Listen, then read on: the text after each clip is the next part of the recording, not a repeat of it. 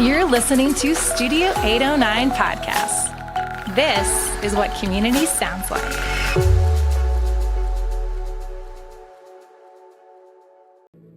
You woke up this morning, got in your car, ready to face traffic. But wait, what's this? There's hardly a car on the road. And who are all those good-looking people in the bike lane? The bike lanes are chock full of happy, healthy commuters on bikes. Is this the Twilight Zone? No, it's Bike to Work Day.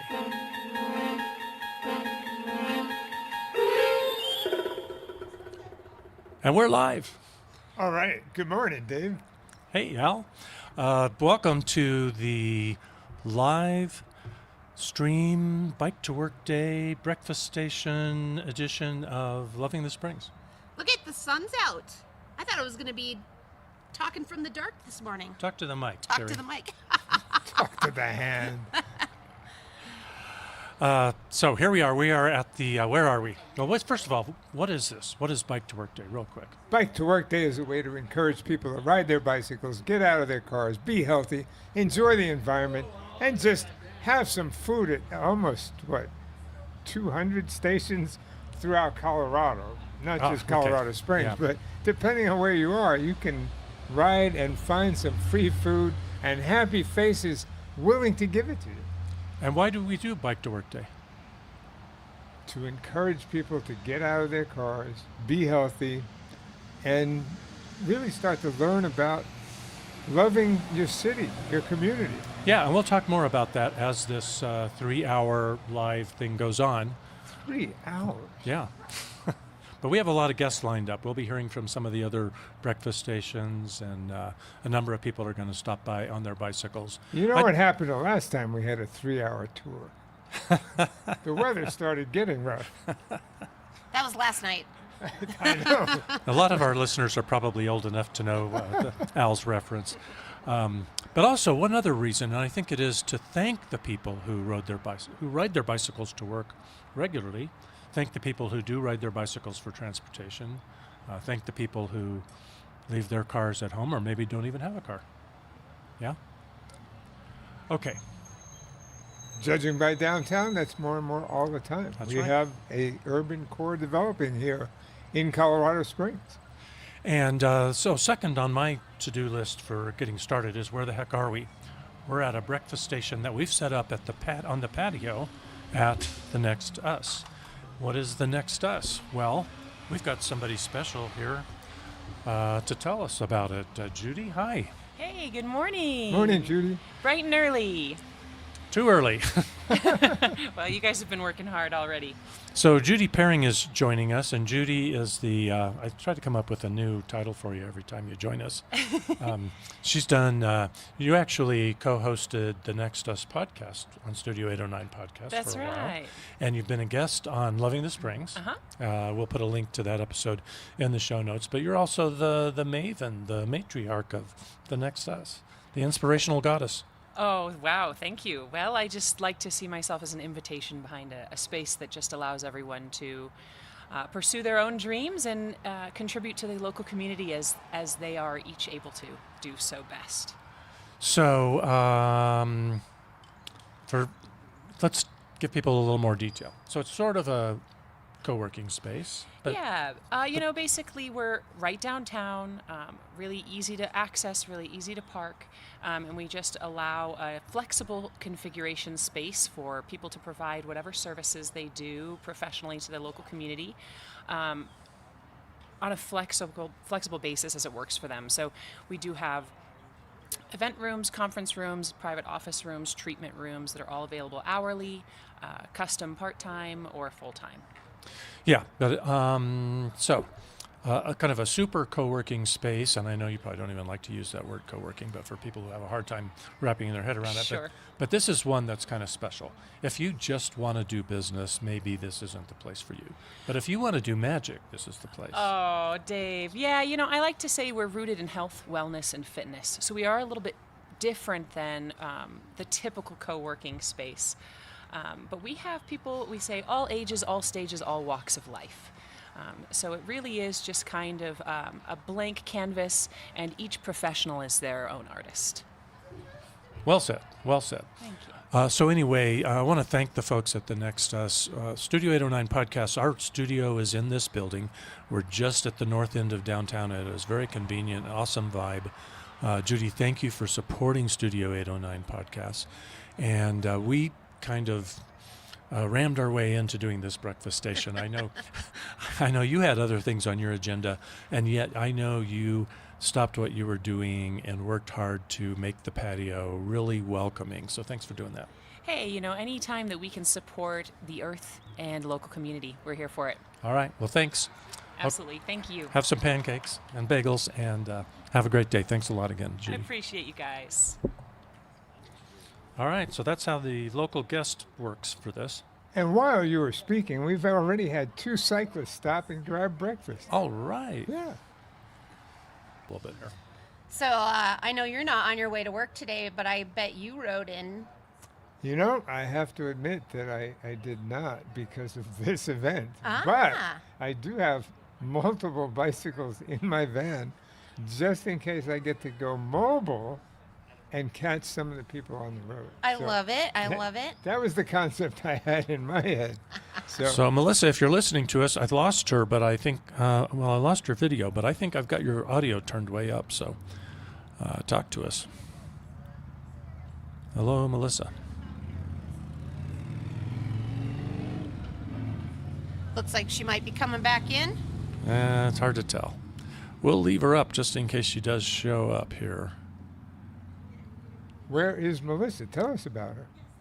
Well, we can at least do that. So Melissa Martz is at a breakfast station at the Pikes Peak Area Council of Governments. Okay. They've been doing that for a few years, I think, thanks to Melissa. So thank you for that, Melissa. And Melissa Martz also is the host of our Aging with Altitude podcast, which is about senior living. She was just in the studio yesterday recording an episode about emergency preparedness. So that'll be coming up early in July. So if you are a senior, or if you're in love with a senior, taking care of a senior, Aging with Altitude, I find that podcast gives you a lot. I mean, I learned things about services that are available and how to interface with aging seniors to support a really good, active, healthy lifestyle. It's a really great podcast. My seniorness is almost old enough to drink now. I'm not sure I understand that. AARP says you're a senior at 50. Really? Yeah, and a lot of places like 55 and over communities. So if you go with the AARP definition, I'm getting close. Hey, Beth, out there in listener land, how's our volume here on the patio? Feels very good. Good? Hear you very well. Not too loud, not too soft, just Goldilocks. Okay, thanks. Wow. Listen, since while we're waiting on Melissa, maybe Beth would like to join us, would you? Yes.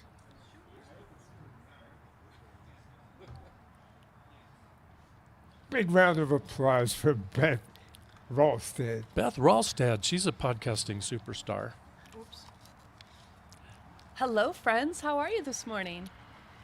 So far, so good.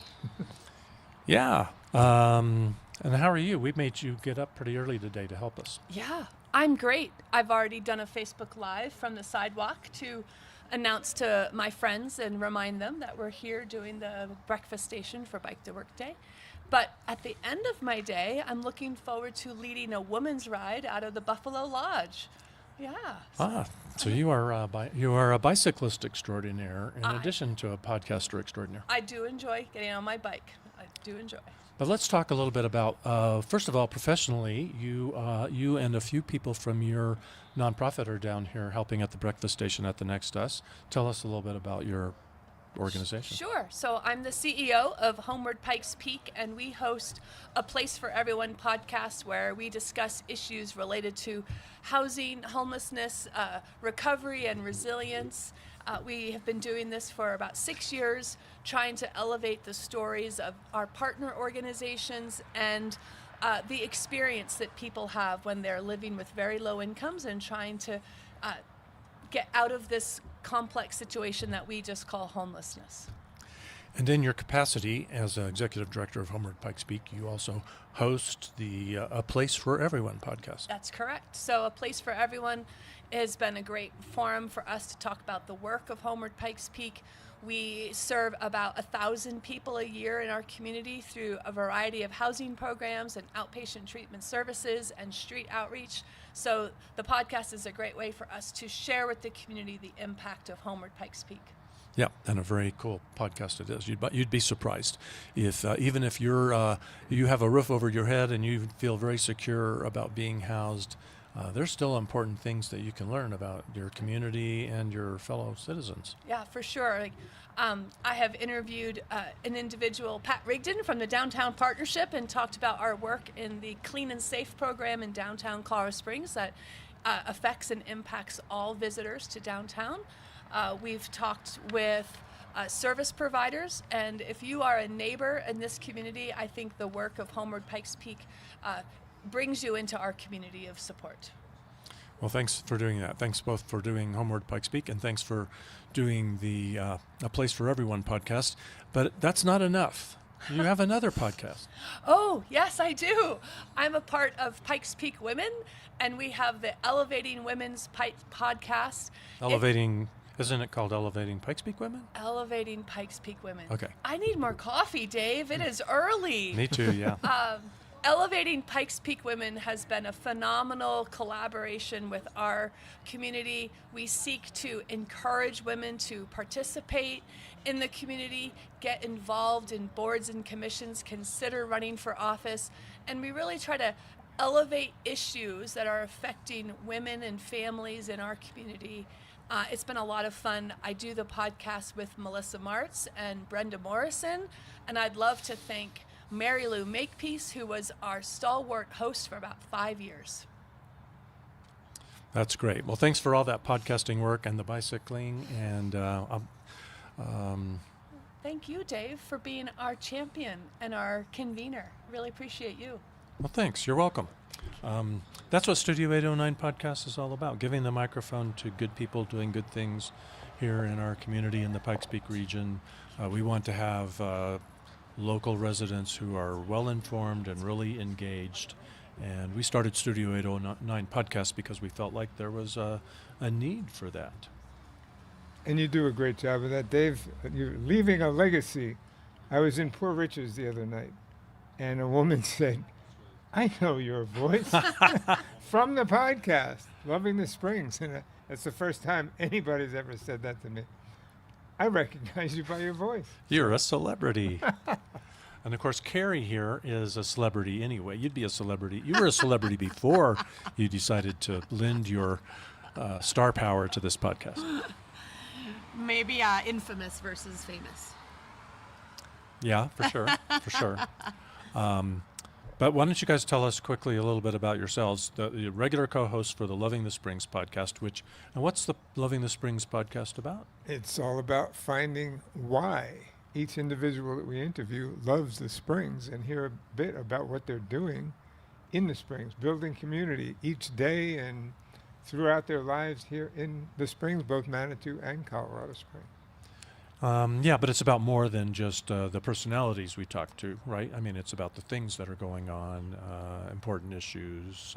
Yeah, really a community-focused podcast where, like we like to say with our tagline, where we elevate the best and celebrate the rest. Celebrate. Boy, you need coffee too. Celebrate the best. Celebrate and the elevate best and elevate the rest. Yeah. But yeah, really talking about who's doing what and how it makes Colorado Springs, Manitou Springs, Pikes Peak region a better place to live, and making sure people know what there is to do and get out and do it. Yeah, and so this is a perfect example of us saying, hey, here's something good happening. How can we promote it, celebrate it, thank people for doing it? We have our first Pike rider here. It's Tara. Good morning, Tara. We've got lots of great sponsors this morning, too. Yeah, we should talk about some of those. Yeah, let's do that. So we're here at the Next Us. We're on the patio having breakfast, and this breakfast did not come down on its own. Had lots of people doing some work to to bring us jalapeno cheddar bagels, everything bagels, and plain bagels from Crumb and Kiln. Crumb and Kiln is a cottage food business based in Colorado Springs. They feature chocolates, baked goods, pantry items, snacks, ceramics, art, and more. They are just west of I-25 and north of Centennial at 2140 Cooper Avenue. You should definitely check them out if you are looking for gifts that you can both eat or the awesome ceramics they have. And they do barter. I love that. Anyone that does kind of trade systems is such a cool way to do business. So thank you to Crumb and Kiln. We've also got the Starbucks in front of Colorado Springs City Hub on Austin Bluffs Parkway. Jessica Hanley, their manager, hooked us up with coffee this morning, which some wonderful soul brought me a cup so I can actually say what our tagline is. So thank you. Thank you for supporting. We have many more, as we'll talk about throughout the morning. She saw a need and she filled it. So thanks, Kate, for getting up way before the crack of dawn to be our illustrious stage manager. We have Tara here. We really should tag her onto this program. Well, she's scheduled to come back later, oh, so okay. she's a little bit on a mission. She's got places to be and people to see, autographs to sign. Yeah. But have we mentioned who the heck Tara is? We can at least say that. Tara McCarthy. Yeah, we've got Tara McCarthy here from Pike Ride. She is the executive director of our local nonprofit bike share. Let's see, 8 years, Tara? So in June, Pike Ride celebrates 8 years of providing transportation, both for recreation and for just getting around. Yeah. Lots of great programs. You'll see a lot of Colorado College students on it. They have a program called We Ride, which helps provide regular transportation to folks of a certain income level. There is. Hold on, you're doing her whole interview. Okay, now. sorry. I'll leave some secrets for Tara to talk about. But clearly, Carrie knows a lot about Pike Ride. You're probably their biggest fan, I think. If you've never been on a Pike Ride, check it out. They're the white bikes that are all around town with some purple stickers on them. They are electric, so you start pushing that pedal and you get that e-bike smile. But check them out. How often are you on a Pike Ride? Well, I am lucky enough to have a Pike Ride station at the end of my driveway. So it's one of my favorite ways to get around. I should have absolutely no excuse to not bike to work every day, because even if I don't want to bring my bike, there's a Pike Ride bike station there, and the base of my office also has a Pike Ride station. So they're awesome. You can get you can ride them by the minute, or you can get a month-long or a year-long subscription package and There make you it go, really, doing her really easy. interview I again. know, but people might not listen for 3 full hours. Hey, I just got word that our next guests are close. Close. Does They're- that mean they're rolling down? They're rolling down Cascade? Cascade on their way to. Yeah, but we hear that they're close. So we've got some other celebrities, a city councilor. I don't know if it'll be interesting to see if the mayor is riding with them, and I don't know whether we'll get. Yeah, but also leading this charge will be Alan Beauchamp, and if you're a bicyclist in Colorado Springs, you know that name. Excellent. Go for it, Carrie. I was just going to thank some more sponsors. Oh, please do.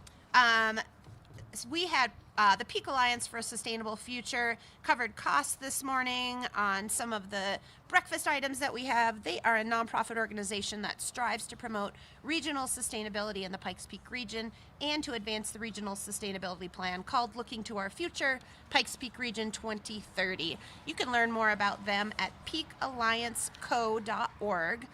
Thank you so much for helping us put this on this morning.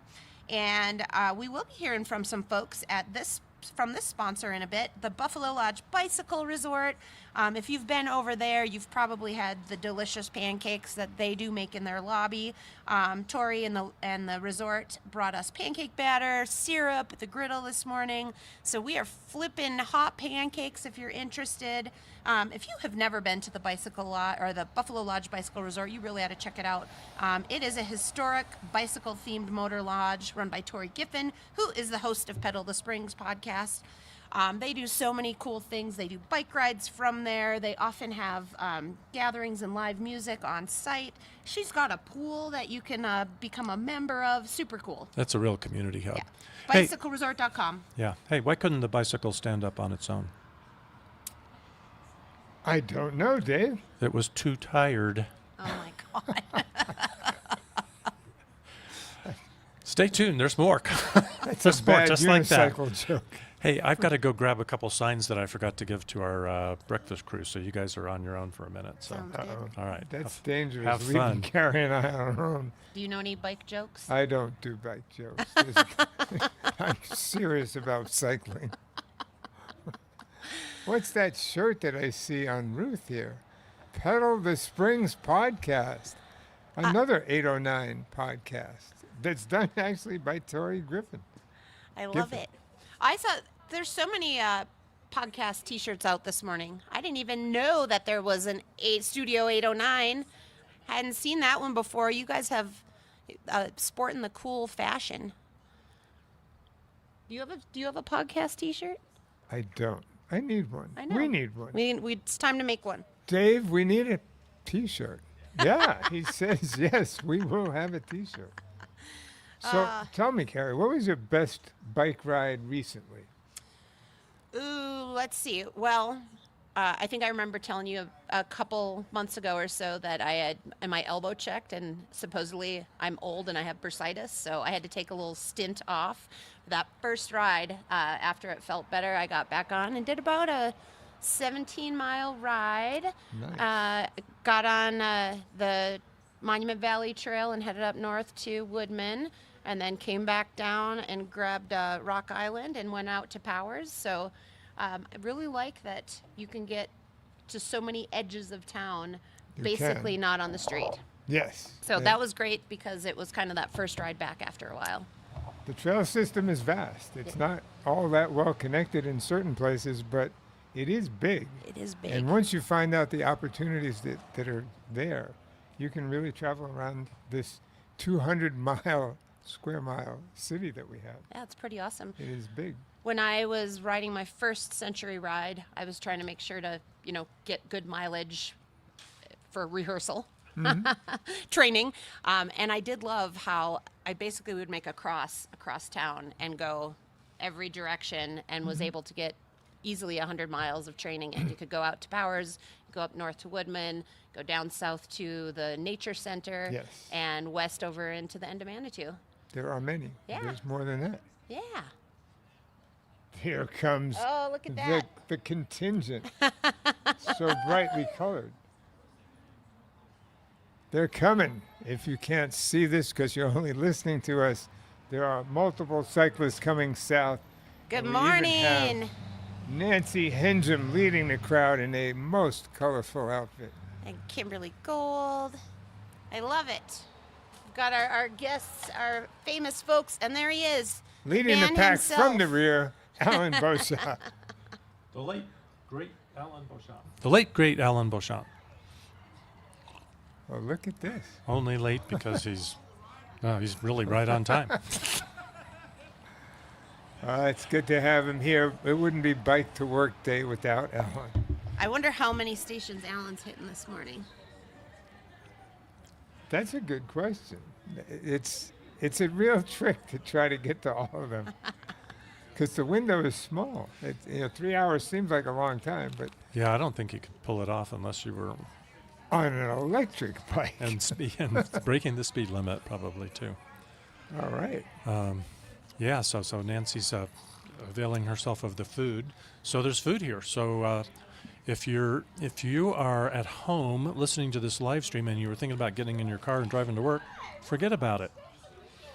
That's right. Why would you want to be on your bike? I mean, in your car Yeah. when you could be on your bike with these great people. Get Look on at your- this. They yeah. just keep coming. Get on your bicycle, and as you're riding down Cascade toward downtown, stop in here at the next us. We have a chair for you, Alan, right there. Have a seat. And it's the dental people. They'll smile. Oh, hi. We're Have a, oh, wrong station. Did we leave? have a seat. We need you on the mic. And this is, I mean, people often say there's no such thing as a free lunch, right? So this isn't a free lunch, but this That's is right. legit a free breakfast. It all, is. All Is you my have to hair do okay? is show up. Is my hair okay? Oh, this is a You podcast, have- not a video. You're You have dressed helmet hair. Oh, good morning, everyone. Good morning, Alan. Glad you're here. I am too.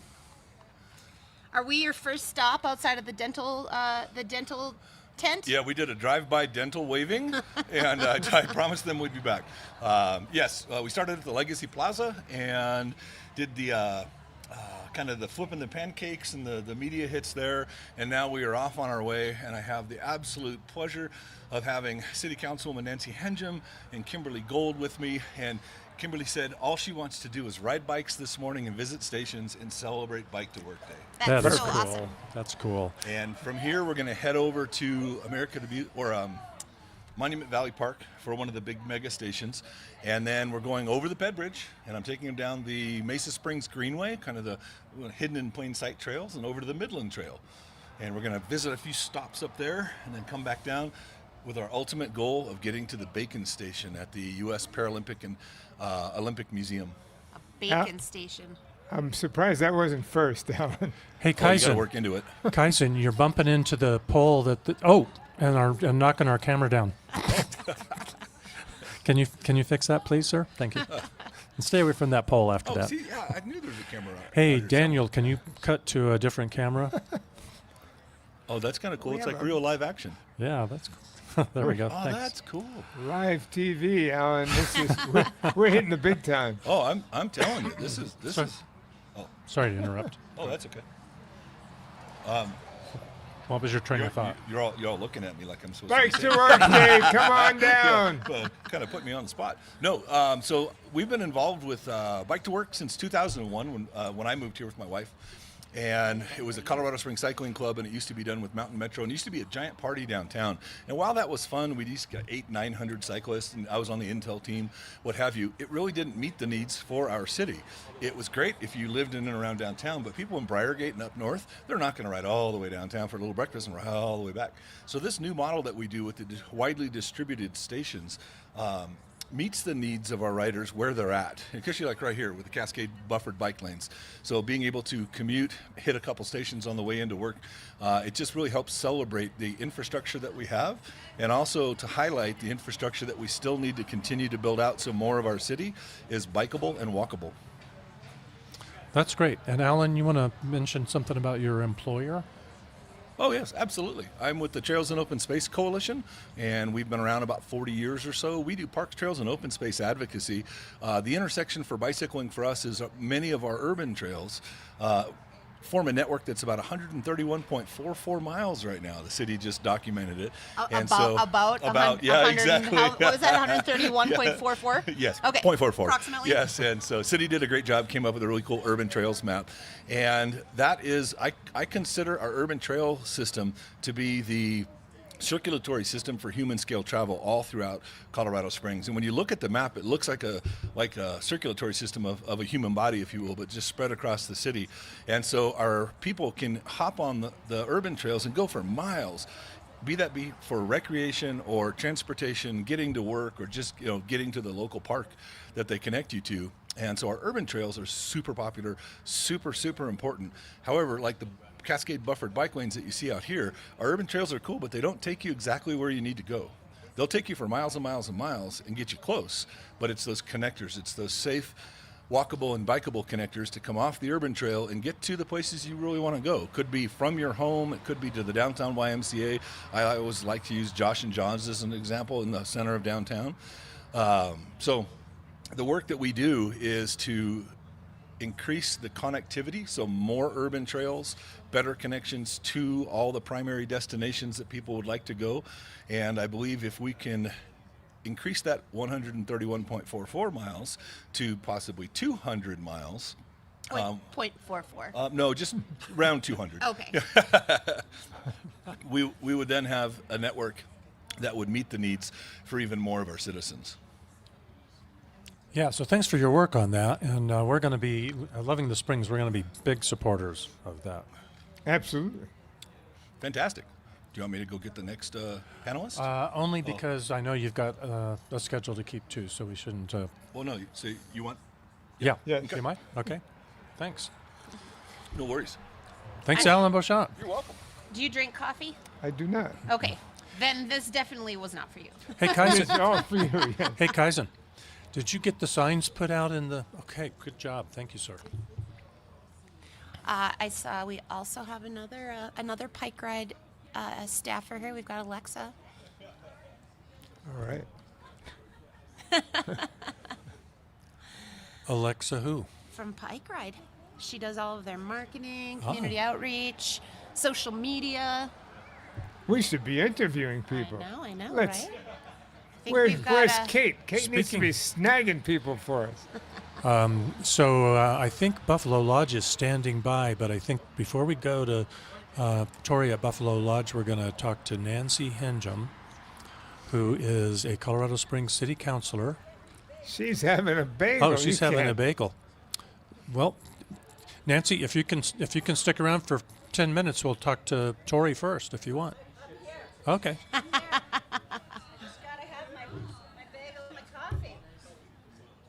Tell me about it. I finally got some coffee.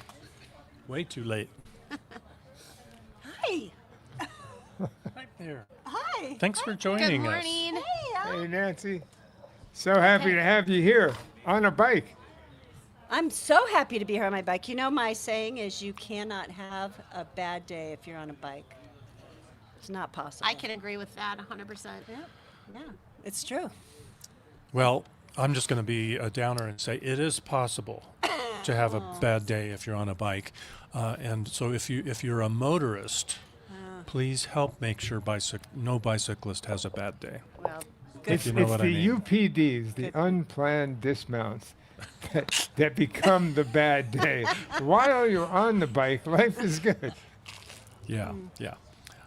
But good point. Yeah, the joy. In fact, I'd love it if you would tell us more about the joy of being on a bicycle. you know, I was asked this morning by the KOAA Live what was my favorite memory on a bike, and I have way too many because I really am always so happy on a bike. But I remember when I very first rode a bike without training wheels. I can recall that feeling of just sheer, like, what am I doing right now? This is so cool. I'm moving, and Was that before or after you were elected to city council? it was just last week, actually. No. So that's one of my most favorite memories. It's just that feeling of moving and having the wind in your face and mastery and you know, cycling in Colorado is pretty awesome. I have very recently actually when I got elected, really learned about Pike Ride, and I have become an e-bike lover. I have about 4 bikes. I don't have an electric bike yet because I have a Pike Ride subscription. So I use my Pike Ride, which right now is helping me because I'm going to need a hip replacement. In fact, I'm going to see a surgeon today. Oh shoot! Sorry. To So hear I that, can but- ride a bike, an e-bike, right now without any pain. Whereas if I were on my other bike or trying to climb a hill, I couldn't do that right now. You know, knee surgery did that to me if I Did it? finally pulled the Yeah. trigger on an e-bike. Yeah, so they're great. I mean, all kinds of bikes are great, right? I rode a recumbent bike a couple weeks ago, which was a lot of Alright. fun. So I just, you know, and biking makes your mental health good. It helps your physical health. It helps our roads and our air, and it's not as expensive as getting around in a car. And yeah, You know what the doc's going to tell you today? He's going to say, if you can ride an e-bike and not have pain, you don't need this operation. well, but I can't walk very well. So That's he's why you gotta- should ride the bike. So, you know, I want to thank the city of Colorado Springs for being the chief organizer of Bike to Work Day here. I think it would happen even if the city wasn't doing it, maybe, but the city's actually the main organizer. How does Yeah, that happen? isn't that great? Isn't that great? And I am so grateful that we have, like, actually our former, I don't remember what her title was, but Kate Brady, who actually helped. Did you help get Bike to Work Day started in Colorado Springs, Kate? Bike to Work Day has been going on for what, like 30 years? Oh, okay. Yes. In Colorado All right, Springs, well. we just started the breakfast station piece. Okay. Okay. Well, see, that's great. yeah, So the so city is thank you, very, Kate, for breakfast very station. supportive of multimodal transportation and bike lanes. Which we all love. I love bike lanes. I mean, some people get a little miffed about them, but why? Why? It's that all-powerful bike lobby that gets the bike lanes. Well, let's talk briefly about that, Nancy. Aren't bicyclists borrowing the street from motorists? Don't the cars own the streets? Nope. We got to share. What? We got to share. Like we all have wheels, right?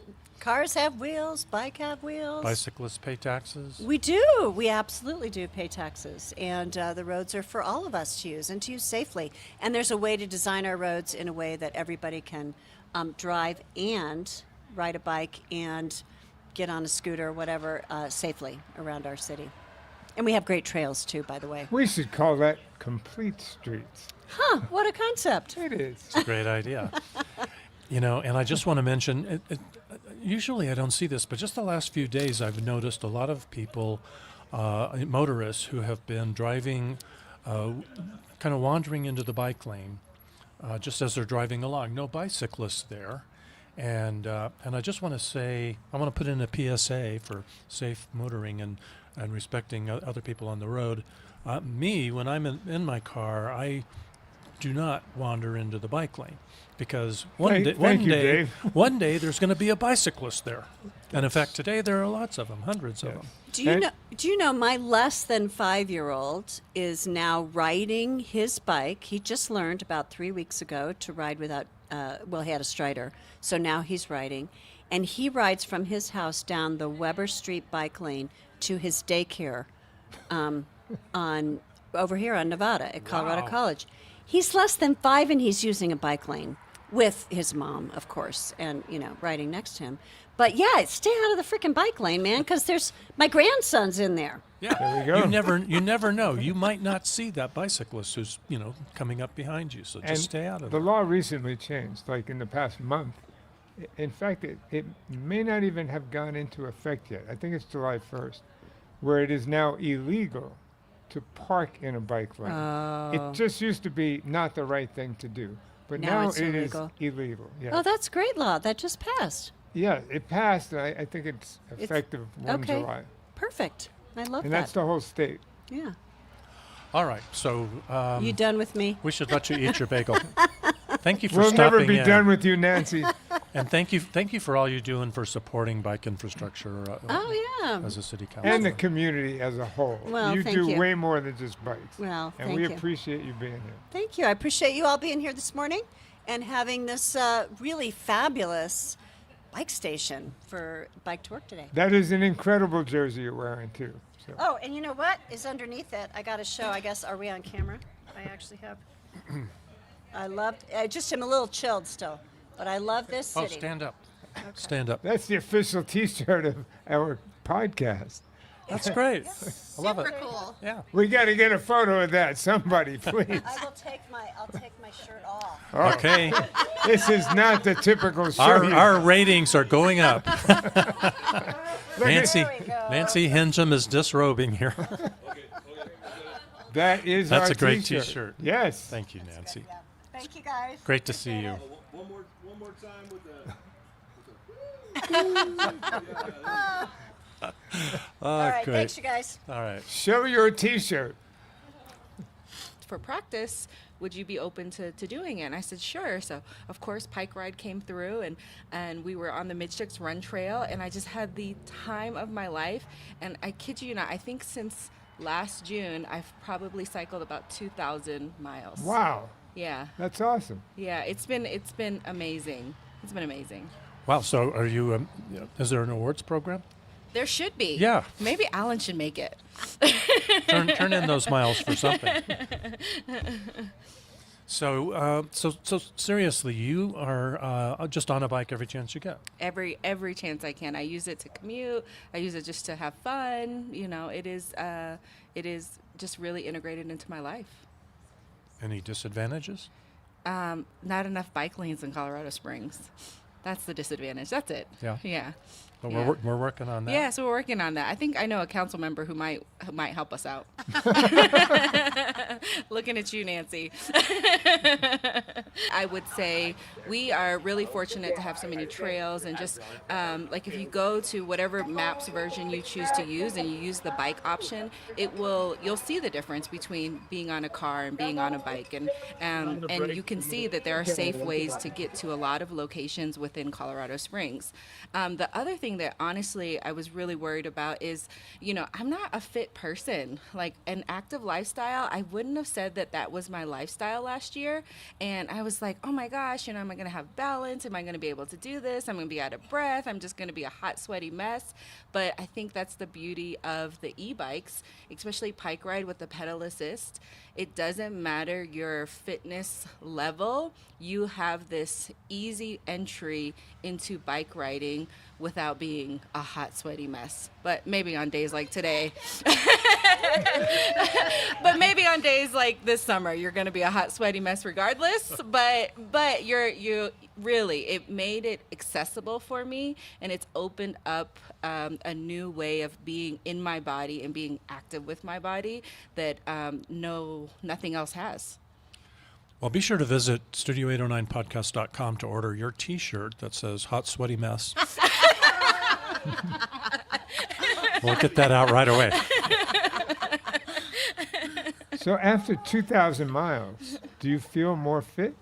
I do feel more fit, and I still have more work to do. But We all do, but that's great that you feel more fit. Yeah, and it's nice, especially so I'm like an e-bike evangelist, like this is like my ministry, So now I have my own e-bike, and it's really interesting to see. There's different modes that you can go on. There's eco, there's sport, there's turbo. Don't do turbo unless you want to pass all the cars. But with the eco mode, it's nice because you give yourself more of a challenge, and I can see the difference for me between eco and sport. Like I can feel my strength increasing. Mm-hmm. So it's been nice to feel changes in my body and in my strength levels. Now, how many people can give you a gift of you will be healthier?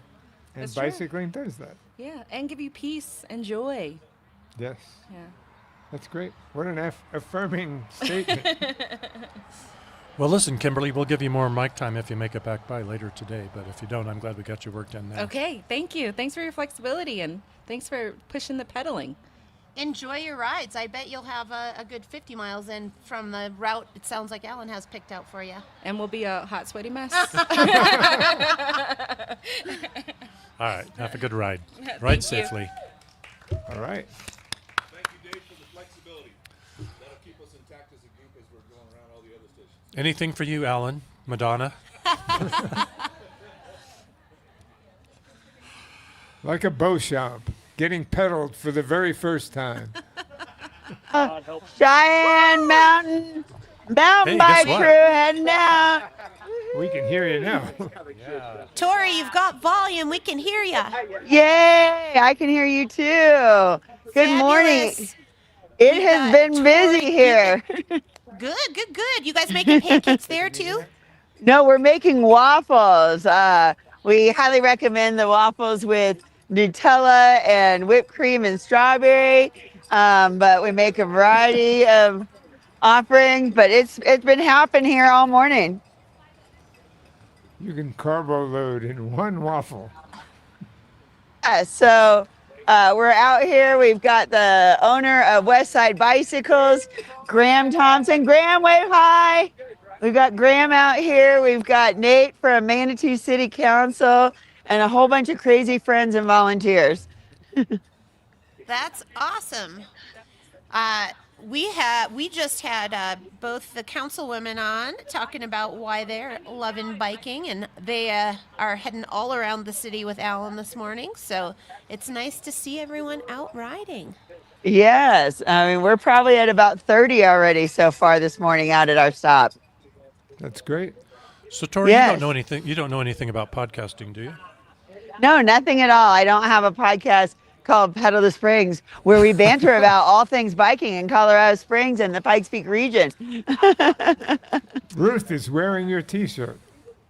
What? Ruth, my Ruth. my wife Ruth here at our Oh, breakfast station. She's sporting Okay. it right now. That's great. Yay. I had to twist her arm to keep her from going to your breakfast station. Oh, yes, yes. Well, I am And- rocking our new Buffalo Lodge neon jersey with our bike beer bed on the back. So That says it all, Tori. That it says it all. It says it all. So this is exciting. We've been doing this every year since we opened. This year we're celebrating our 10-year anniversary. Can you still hear me? You tapped the... Yes. Yeah. Okay. We hear you. Okay, great. Woo-hoo. We got more folks rolling up here. We got a very excited group here. But we've been doing this every year since we opened as the Buffalo Lodge Bicycle Resort. We love greeting guests on the west side. I think we might be the farthest west station for the Bike to Work breakfast. And we just love it. We love greeting riders on the trail. And what's even more exciting is this year, the motorless morning in the garden is happening on the same morning as the Bike to Work breakfast. So people are going for a loop around the garden with no cars and then stopping by just over here on the south side of the park to get a breakfast with us. Tori, you're going to have to watch the replay of this special live stream because we've been talking about you, and I know you haven't been able to listen, so you'll want to hear what was already said about Buffalo Lodge. Thank you for that community that you've created over there.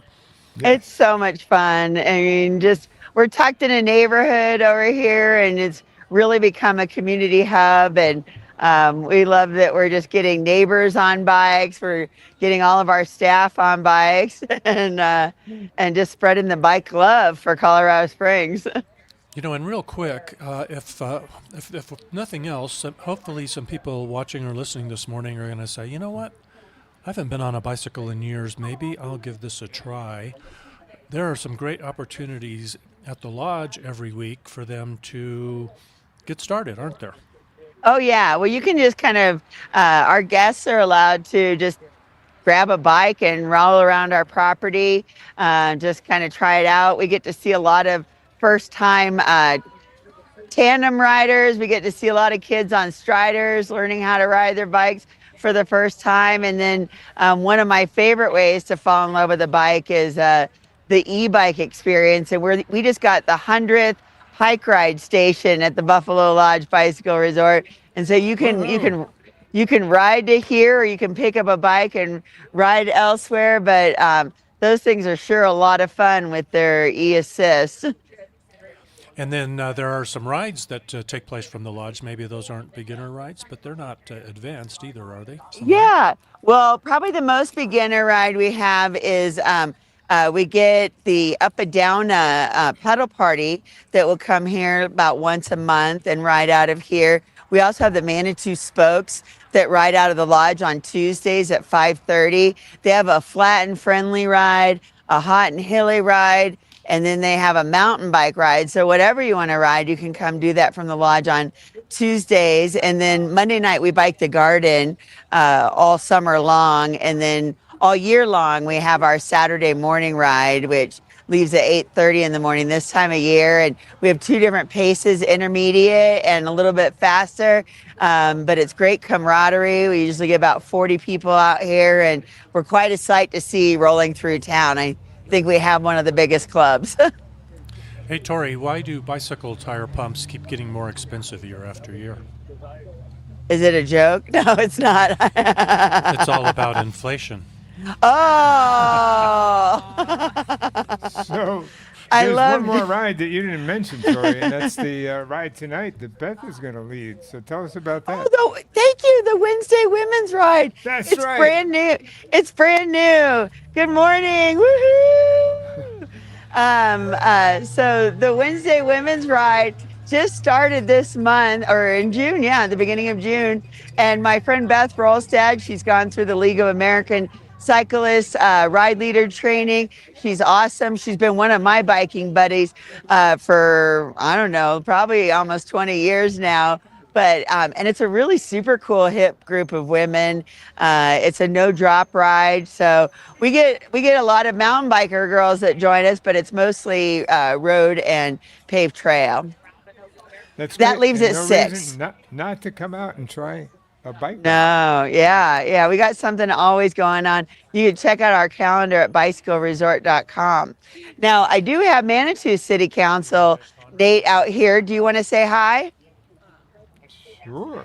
Nate. Sorry, I hope I don't. Are you happy to be back on your bike? Hold on. Oh, yeah. Nate, I'm trying to get you. Hi, come here. You can All tell right. TV isn't our primary skill. All right, I got City Council, Manitou, Springs, Neighbor Nate. Oh, there's a little microphone for you. A little lavalier. Can you hear us? We can hear you. Can you hear us? I can hear you. All right. Yeah. So, what do you have to ask Nate from Manitou City Council? So Tori said something about her being the westernmost breakfast station. Is there one Okay. in Manitou? Said something about me being the. Might need to tap it. Can you hear him? Yeah. Repeat ask the question. Okay, so Tori mentioned that the Buffalo Lodge, is the If you touch westernmost that, you're going to turn it off. breakfast station in Colorado Springs. Is there a breakfast station in Manitou? I don't know if are there any breakfast stations in Manitou? I don't think so. No, and Okay. I think the lodge is the worldwide headquarters for all things you're right. waffles. This is the spot to be. But Okay. appreciate the But you question. woke up. Yeah. He woke up early to come out and help us serve waffles in our community. So we could throw a rock and we're in Manitou. I Very, know, very you have to grateful. throw the rock. Thank you for the question. Appreciate it. Well, thanks for showing up in Colorado Springs. Yeah, grateful for it. Thank you. All right, Tori, do we need to let you go? All right. Can you hear me again? Yep. Do All we right. need to let you go, or is there anything else you want to share? Bye, Alan. Uh, Bye, Nancy. Bye, Kimberly. Have a great ride. Bye, Tara. Hot, sweaty mess. Yeah. When's she coming back? Tara's leaving again. Tori, anything else before we let you get back to? No, unless you have anything else for us. We're just welcoming people from all over the West Side, and we'll be out here all morning until 9 o'clock. So stop by, visit us, and come join us for a ride or live music 5 nights a week. Hey, real quick, what's coming up on the episode of Pedal the Springs that publishes this week? Oh, coming up on this episode is Dante and Ren from the Den. They're a super dynamic couple that bike commutes to work. Dante's family is a family of bicycle racers, and he coaches and trains athletes of all types, including they have a new Monday ride where they actually coach you on the bike to get ready for that next race. So they're a fun couple with a lot of information about nutrition and also any kind of naturally organic, plant-based things that you might try to enhance your mental state while you're working out. Psilocybins, that's what we're talking. Psilocybins and working out. Yeah, it's pretty wild, so you don't want to miss that. So It's a good. Go ahead. And the current one that's out is really great. We had Paralympic hand cyclist Kate Brim. She's so inspirational. What it takes for her to be able to compete at that level is just it's purely amazing. And if you want some great inspiration, listen to Paralympic hand cyclist Kate Brim on her latest episode of Pedal the Springs. So just search for Pedal the Springs wherever you get your podcasts. And Yeah, wherever you subscribe. listen. Oh, Yeah. ring those bells. We've got our next riders coming up. Woohoo! All right. Well, thanks, Tori. Thank you. And you guys have a great day. Enjoy those pancakes. Thanks. Thank you. Bye-bye. Bye, Bye. Tori. Support that too. Thank you. One other question. Since you were at UCCS for a while, I was in the time frame when Linda Kogan just started out. And when she moved out, as far as I know, she was not replaced. So the sustainability position kind of withered and died at UCCS. Is that still the case? So yeah, when Linda Kogan moved out, Kimberly Reeves, which was one of her assistants, assistant director, moved into that role, and she was there as an interim for a few years, and then I took over that role more full time when she left, and then I was there for a couple of years, and now it's transferred to somebody else who's kind of doing the farm at the UCCS and the sustainability director piece. So there's a dual piece going on there. Well, it's at good the to moment. know it hasn't completely died. Yeah, but that's it was a correct. big thing for a while. Yeah, and the Green Action Fund there is permanently funded and is full of students and still doing a lot of impactful work for that organization. Good. UCCS is in the perfect location for e-bikes. Yeah. I mean, e-bikes change. Top of a hill. Well, yeah, it Yeah, changes. it's a hell. It changes everything as far as getting there and not being all a hot, sweaty mess. Hot, sweaty mess. Yep. When you get to class. So, has e-bikes taken over the campus? So we've often reached out to Pike Ride, and we've reached out to Lime and other while we were there, and there was some interest, but we couldn't get any commitment from any organization to support that. There were also some concerns about safety, and a lot of the sidewalks are we have a lot of pedestrians walking from one building to the next, and we would have to have zones where they would have to dismount and that sort of thing. But yeah, I was very much trying to partner with the rec center there and with Pike Ride and Lime and try to get some sort of opportunities there. I know a lot of students parking was an issue, and being able to park in the lots that are less expensive and riding your bike to closer to where you're going to your classes was an opportunity. But I still think there's an opportunity there. I constantly ask if there's expansion going up there for any of these services. But for anybody that's connected, I definitely think that there's an opportunity there to continue that effort. It seems like the perfect answer to how you don't deal with parking. I've been involved with some more recent conversations, and at the end of the day, it comes down to funding. Mm-hmm. It's right where can we get the funding to expand, like whether it's Pike Ride or whatever program up there, because the infrastructure and the upkeep of everything just costs money. Yep. It's a beautiful campus, and it costs more to build out there and on that campus. But the new engineering building had a bike station, a covered bike station. We were looking at electric plug-in for charging electric bikes at that station. They had bike lockers, and we definitely had a lot of infrastructure on that campus. We just need a community partner to make that happen. Yeah. Yeah, I know Mountain Metro and UCCS have been having conversations. Conrad, we're going to have to rush you along so we can keep on schedule. Thank you so much. And speaking of UCCS, we're about to hear from a UCCS student and her podcast partner. All right. In fact, you know what I'm going to do? I'm going to step away and let them have my microphone so you guys can talk to these podcasters. Okay. Are you feeling adventurous? We are now. All right. Shirley, you want to take my chair? I'm not tired of listening. And just stay kind of close to that mic if you can. There you go. Oh, it's his glasses off. Good morning and welcome to Bike to Work Day. Yes, this has been such an amazing morning. Even though we're out here early, we're seeing lots and lots of people coming by and actually getting their food and riding off into the morning, I would say. So tell us a little bit about your podcast. Well, we're going to start off with Spotlight El Paso County, and Tiona, who is our UCCS student, will be talking about who we are and what we're doing here and why it's so important that we have this spotlight. Hello, everybody. I am Tiona.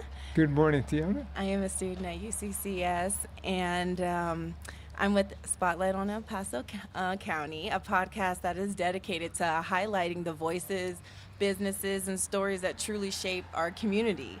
And one thing I've learned is that there are so many incredible people doing meaningful, impactful work right here, but not nearly enough visibility for them. So that's where our podcast comes in. Spotlight on El Paso County is about creating space for those voices to be heard.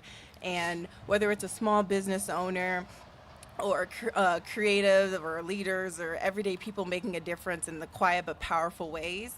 So for me, it isn't just about storytelling at this point. It's about connection and how we can come together. It's about making sure people in our community feel seen, feel heard and supported.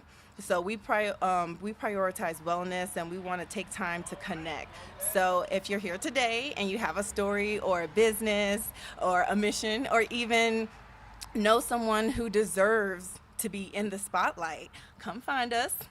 And we'd love to feature you guys next on our podcast. So let's continue to build our community where every voice matters, every story counts, and no impact in our community goes unseen. So to add to that, it's something that we deeply care about because our community is full of potential. That's one thing we don't hear about a lot in our community. Actually, here in the United States right now, is the potential that we have. There's so much growth that's happening in El Paso County, and with the growth comes opportunity. So opportunity for people to step into their purpose, to build something meaningful, and to be recognized for the impact they're making. We truly believe that every story strengthens our community because when people feel seen and heard, it creates a deeper sense of belonging. And I know Tiona knows exactly what I'm stating because as a student, she's coming into her own through this podcast, recognizing that there's so much more to give. Okay, Tiona, what is your major at UCCS? I am a business major. Originally, it was going to be supply chain management, international trade, but I would have guessed journalism. right? I like the conversations with the people, the connections you can make. So being able to talk to people and have a business aspect of it, that's what I want. And I'm minoring in psychology. Got to understand the people to connect with the people. Living in the dormitory is be psychology. Isn't that its own community? Oh my goodness, yes. Yes. So Shirley, how did you connect, the two of you? Well, we actually met because UCCS has a program called Mosaic. Yeah. And they are students that do a lot in their communities and at UCCS that reaches out within the student kind of the academic area for cultural events and being able to actually see what's going on in the community. So they try to share. So we kind of met that way and we started talking and she said she wanted to be involved. We have another student too. Her name is Jazzy, who works with us.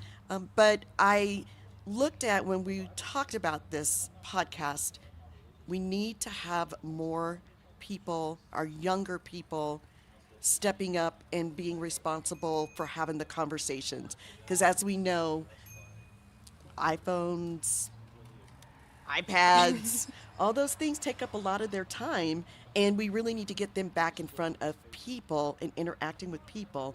And yes, we're on microphones, you can't see us, but bringing other people in. They can see us today. Oh, but yeah, hey. But just having an opportunity for individuals to understand conversation matters.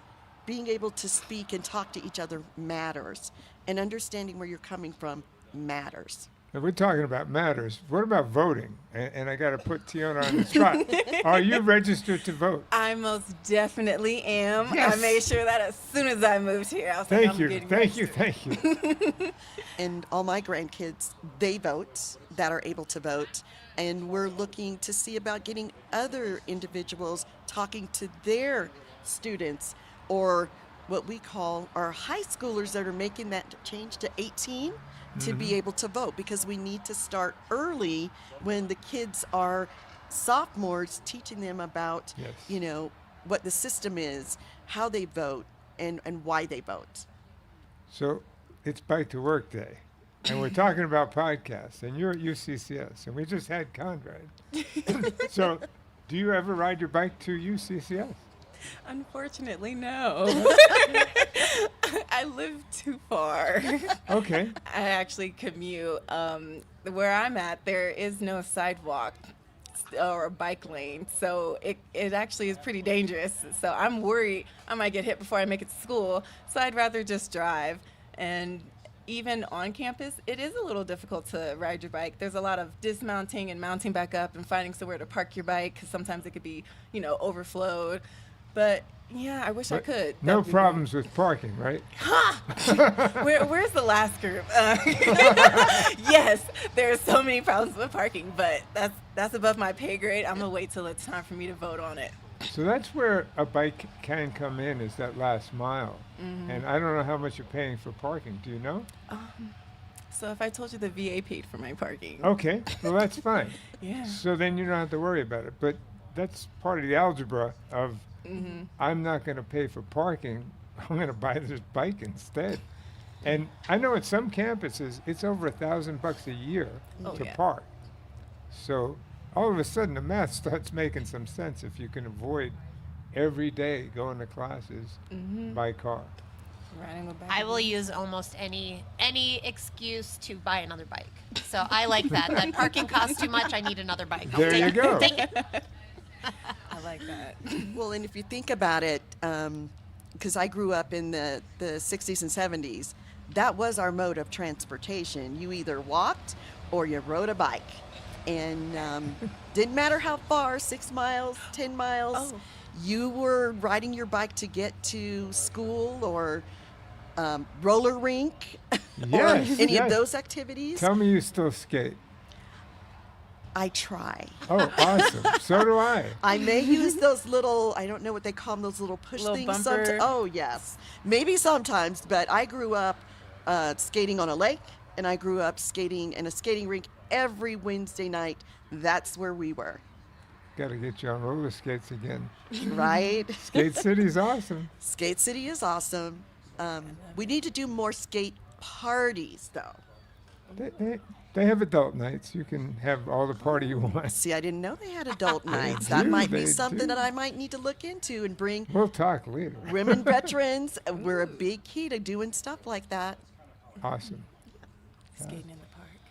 Tiona, do you roller skate? Oh, yes, I do very much. Very, very much. 3 pairs of skates. I yes, love you skating. do. I also grew up skating every weekend in Chicago. Maybe we need to do a skate to work day. I would do that. That would right? be pretty cool. Well, we'll just call it a wheel to work day. A wheel to Wheel work, to there work we day. Go, there we go. We'll expand next year. We'll have a Yes. whole wheel section. I want to see someone on a unicycle. That's the That highlight. could happen. It already has. Awesome.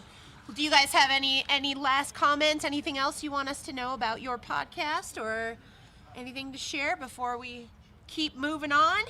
I would just say, for all the podcasts, we'd love for you to get on, listen to us, and understand we are here to showcase wonderful things in our community.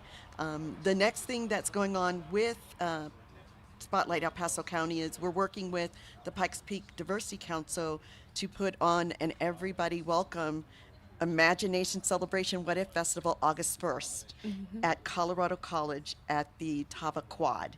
We're bringing it back after years, and we're going to be doing a huge cultural piece with it, and it's part of the America 250 Colorado 150 event for August 1st. So we're hoping we can have a podcast there. Wonderful. If people want to learn more about that, is there a website or anything they can go to? Yes, it's www.ppdiversitycouncilinc.org. Awesome. Thank you both so Yes, much for thank taking you. time Thank on you. Back to Work This Day. is great. Do well in school. I'll do my best. All right. We have another guest here already. I have the pleasure of introducing Chelsea Gondek, who is the CEO of the Downtown Partnership and my boss. Welcome, Chelsea. Thank you. We're glad to have you here. Have you been on a bike today? I have not yet. I hope to get on one later, but I'm bouncing between things this morning. I know, don't give me the stink eye. I'm so sorry. I've participated in Bike to Work Day many, many years, just unfortunately not today. I know when we scheduled you, you said you had to be someplace by about 7:45. So we're sneaking you in here before we Yes. send you off to the next appointment. Yes. And I was telling everyone that we did have a bike ride station right at the base of our office. So We do. A little bit later today, we'll have some chance to get rolling. Exactly.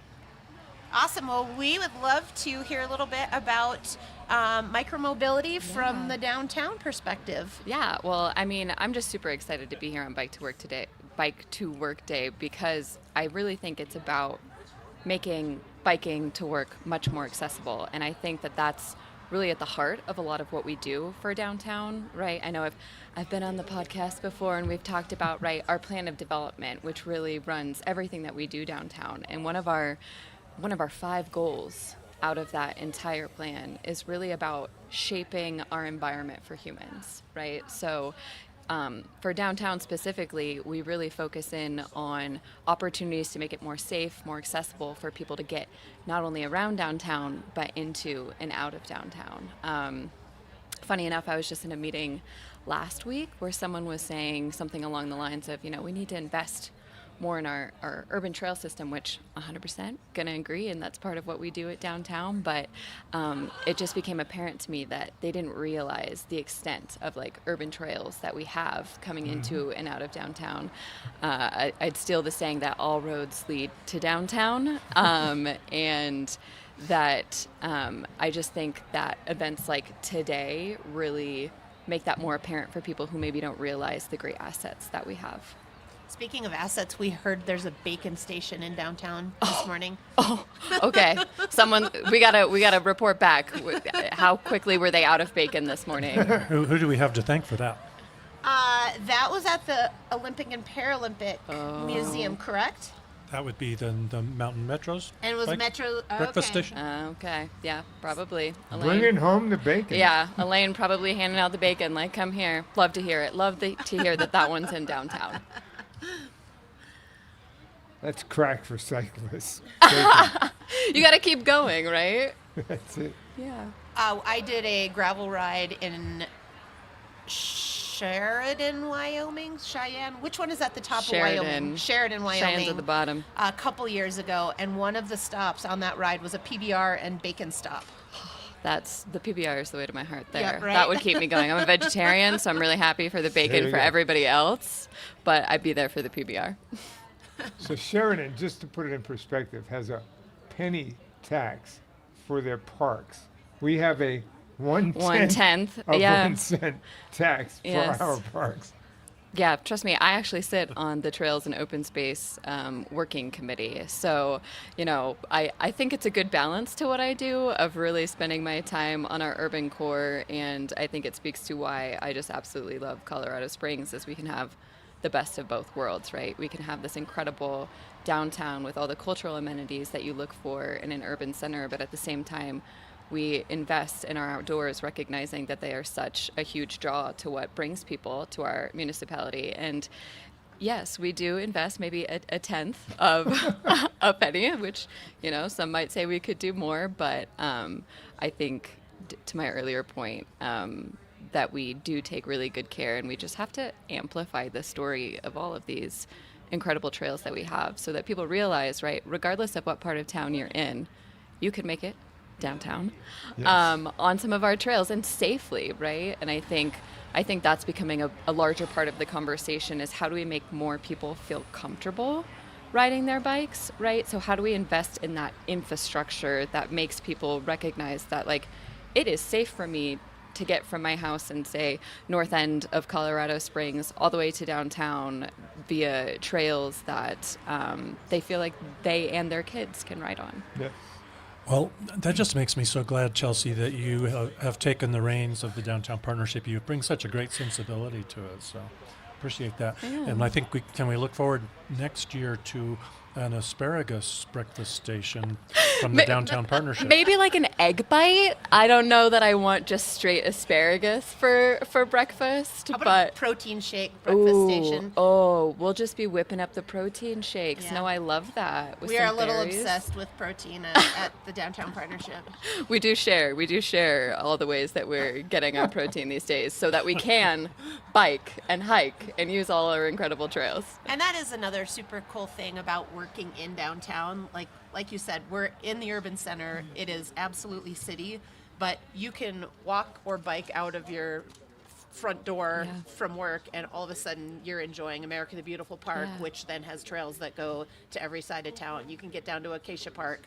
You can sit in the grass and under the trees. And I mean, we really do have it all, don't we? Yeah, I mean, it's super exciting. I know I didn't bike to work today, but oftentimes my fiance and I will just hop on the trail system to both, hit up the pickleball courts in Monument Valley Park, but also make it downtown for restaurants, shops, all of the great things that we have in our downtown and with generally our beautiful weather in Colorado Springs. I'm sure many cyclists are glad for the cloud cover this morning.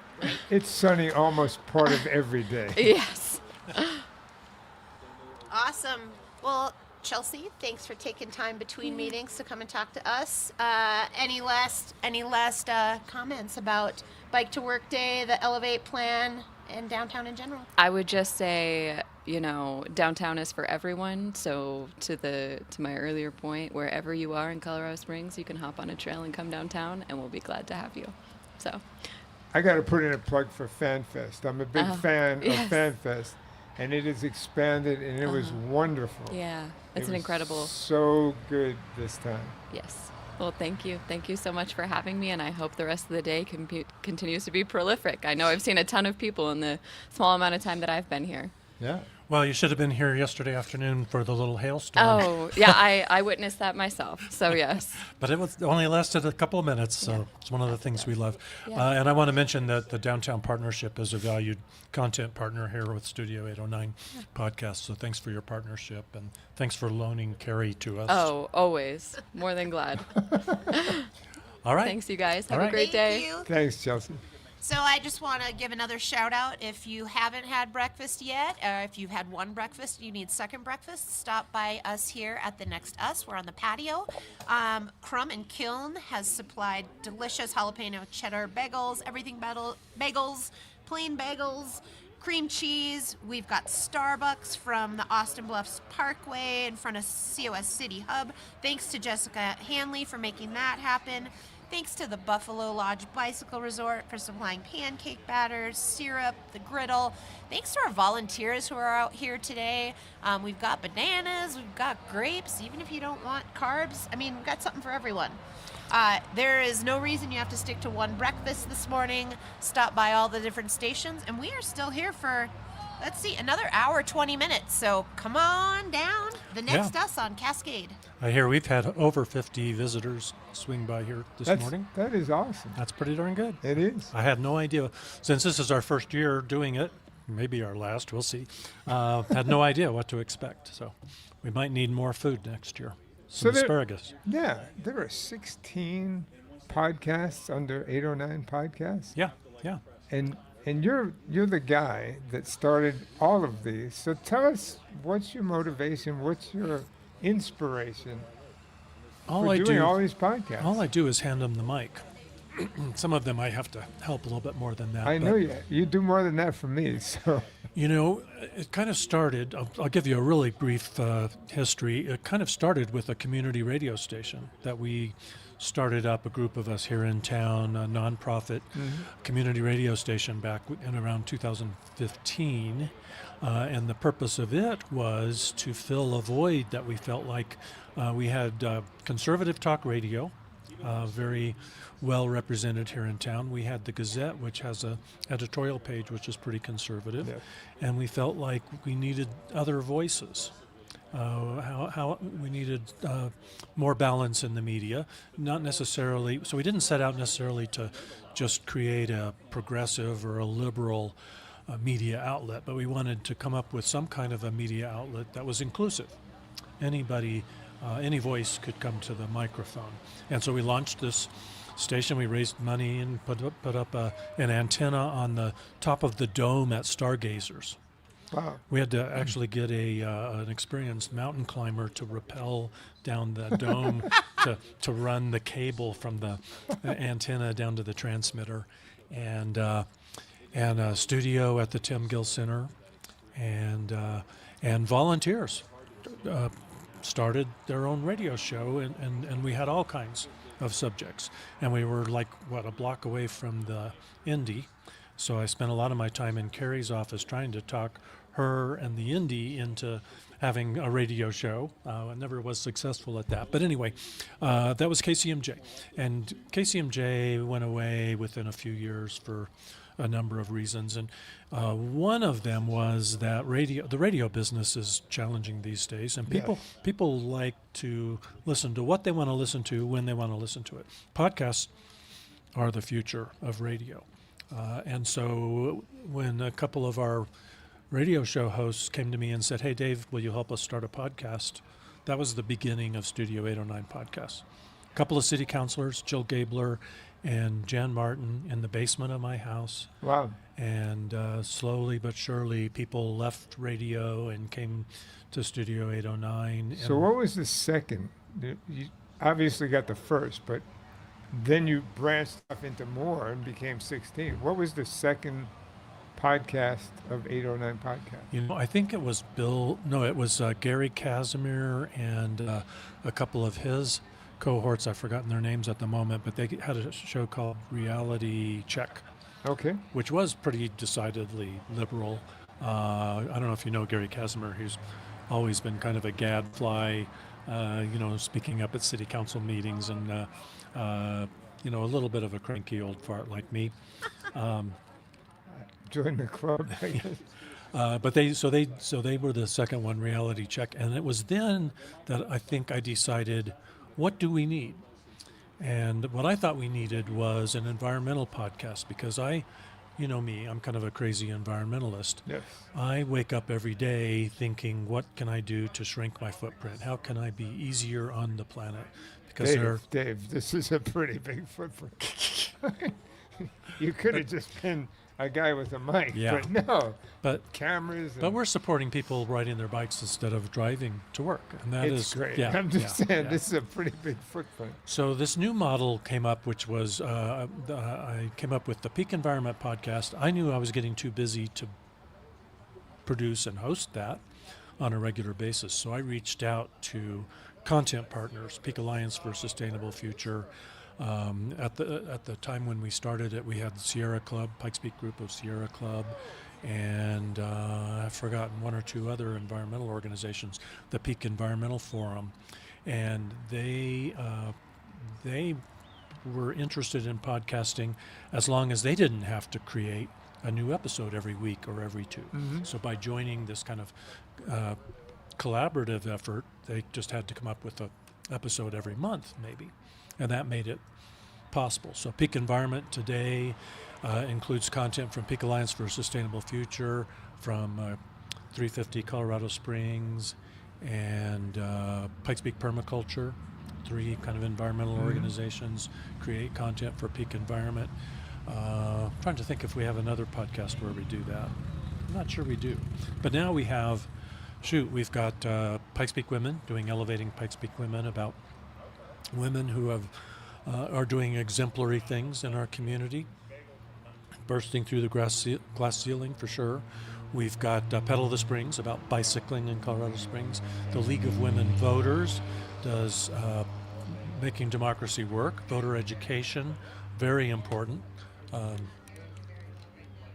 not? Is that any better out there? Okay. I wonder why it went Thanks, down. Ruth. Yeah, thanks.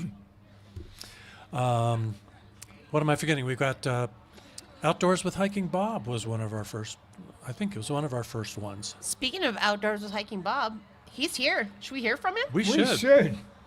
Hey, Bob, come join us. Let's talk about your podcast. While he's walking up here, you know, Jack and Jill rode a tandem bike up the hill. Man, that was a tough climb, said Jill. Jack answered, yeah, good job. Lucky I kept the brakes on or we would have rolled all the way back down. Said no one on the tandem ever. Oh my. Is that what we're doing today? Dad jokes? Well, that's your invitation. Have you got one for us, Bob? Oh, I have so many, but I refuse to do them on the air. Smarter man than me. Yeah. So, coming up on 10 years for the Outdoors Hiking Bob podcast. August 1st will be 10 years. No way. Absolutely. And how so many you're, episodes? You're 10 years, Colorado's 150 years, and America's 250 years, all on August 1st. There's some kind of symmetry there of some There type. is. The next week's episode will be 475. Wow. Started off as a, what was I doing? I was doing it weekly. I did that for many years. And I got to be a little bit of a grind. And not wanting to sacrifice quality for quantity, I scaled that back a little bit ago to twice a month. And that seems to have worked out really well. I think the quality of the podcast are a little better because we're not trying to just force something to make a weekly podcast. And it's expanded quite a bit. Dave, I appreciate that you know, I met up with you at KCME, and I had thought about doing a radio show, but the idea was I didn't want to do a radio show, I wanted to do a podcast. And at the time, radio was how you did a podcast. And then you came and said, we're just going to do podcasting. And I'm like, I have no idea what I'll talk about, but in this community, besides biking obviously being a major driver for outdoor recreation, hiking is also, and that's my forte. I have a bike at home, still hanging off my ceiling in the garage, has been there for a while. I need to take it down to see if it still works. But there's no shortage of outdoor recreation opportunities. And I've had a lot of cycling people on the show. Alan Beauchamp been on the show a number of times, and we've talked a lot. Medicine Wheel Trail Advocates, all those groups have been on there because they are an integral part of the outdoor recreation community, and what they do impacts hiking and other outdoor recreation. So what's the benefit of listening? What do you get from the podcast? You get, depending on what I have, I sometimes bring in book authors who write about other travel experiences or survival or nutrition. So I bring in information like that. And then sometimes it's me and my co-host, Wild Westendorf, and we talk about more local topics about where to go hiking in the local area. Like next week, we're going to talk about the impact of the storm in North Cheyenne Canyon and what's that affecting and how bad that is, because he's been up there, and the effect of that and why, you know, I've been on the, you know, County Parks Advisory Board, the TOPS Working Committee, friends groups. I can give some insight in why funding is a challenge. And sometimes I take our elected officials, some of them have been here today, to task for how our parks are funded. And you know, my insight in that and my background, and you know, I've lived here for 35 years. I've seen a lot of growth in this community, so I can give some background on that. So you know, a lot of people are new here. We have a lot of turnover in population, so there's a lot of people who've only been here a few years may not recognize like why Bear Creek is closed because of a trout that wasn't supposed to be there to begin with, but they don't understand that because they haven't been here going back 10 or 12 years when that was closed. They don't understand why. So, this is a slightly different subject, but similar, and you're the perfect guy to ask. Okay. Boulder right now is struggling with bicyclists using the trails and hikers using the trails. Right. And they're trying to come up with a system to share the trails. We have that issue here, and I don't think we have the concentration of people that Boulder has. So people can spread out some more. But what I'm seeing is we're building more flowy trails for bicycles, which is great. I'm a cyclist, I love it, but I also hike. And flowy trails mean that you're going to go faster. Right. And if you're on Strava, which many people are, you're encouraged to go faster and faster each time you ride it, which is of serious conflict if you're trying to hike the trails. So what's the right approach? What do we do to share the trail when we know those things are going on? What I've seen over the years was there was a reputation some years ago that cyclists were inconsiderate of hikers, that they were bombing past people and putting them in danger.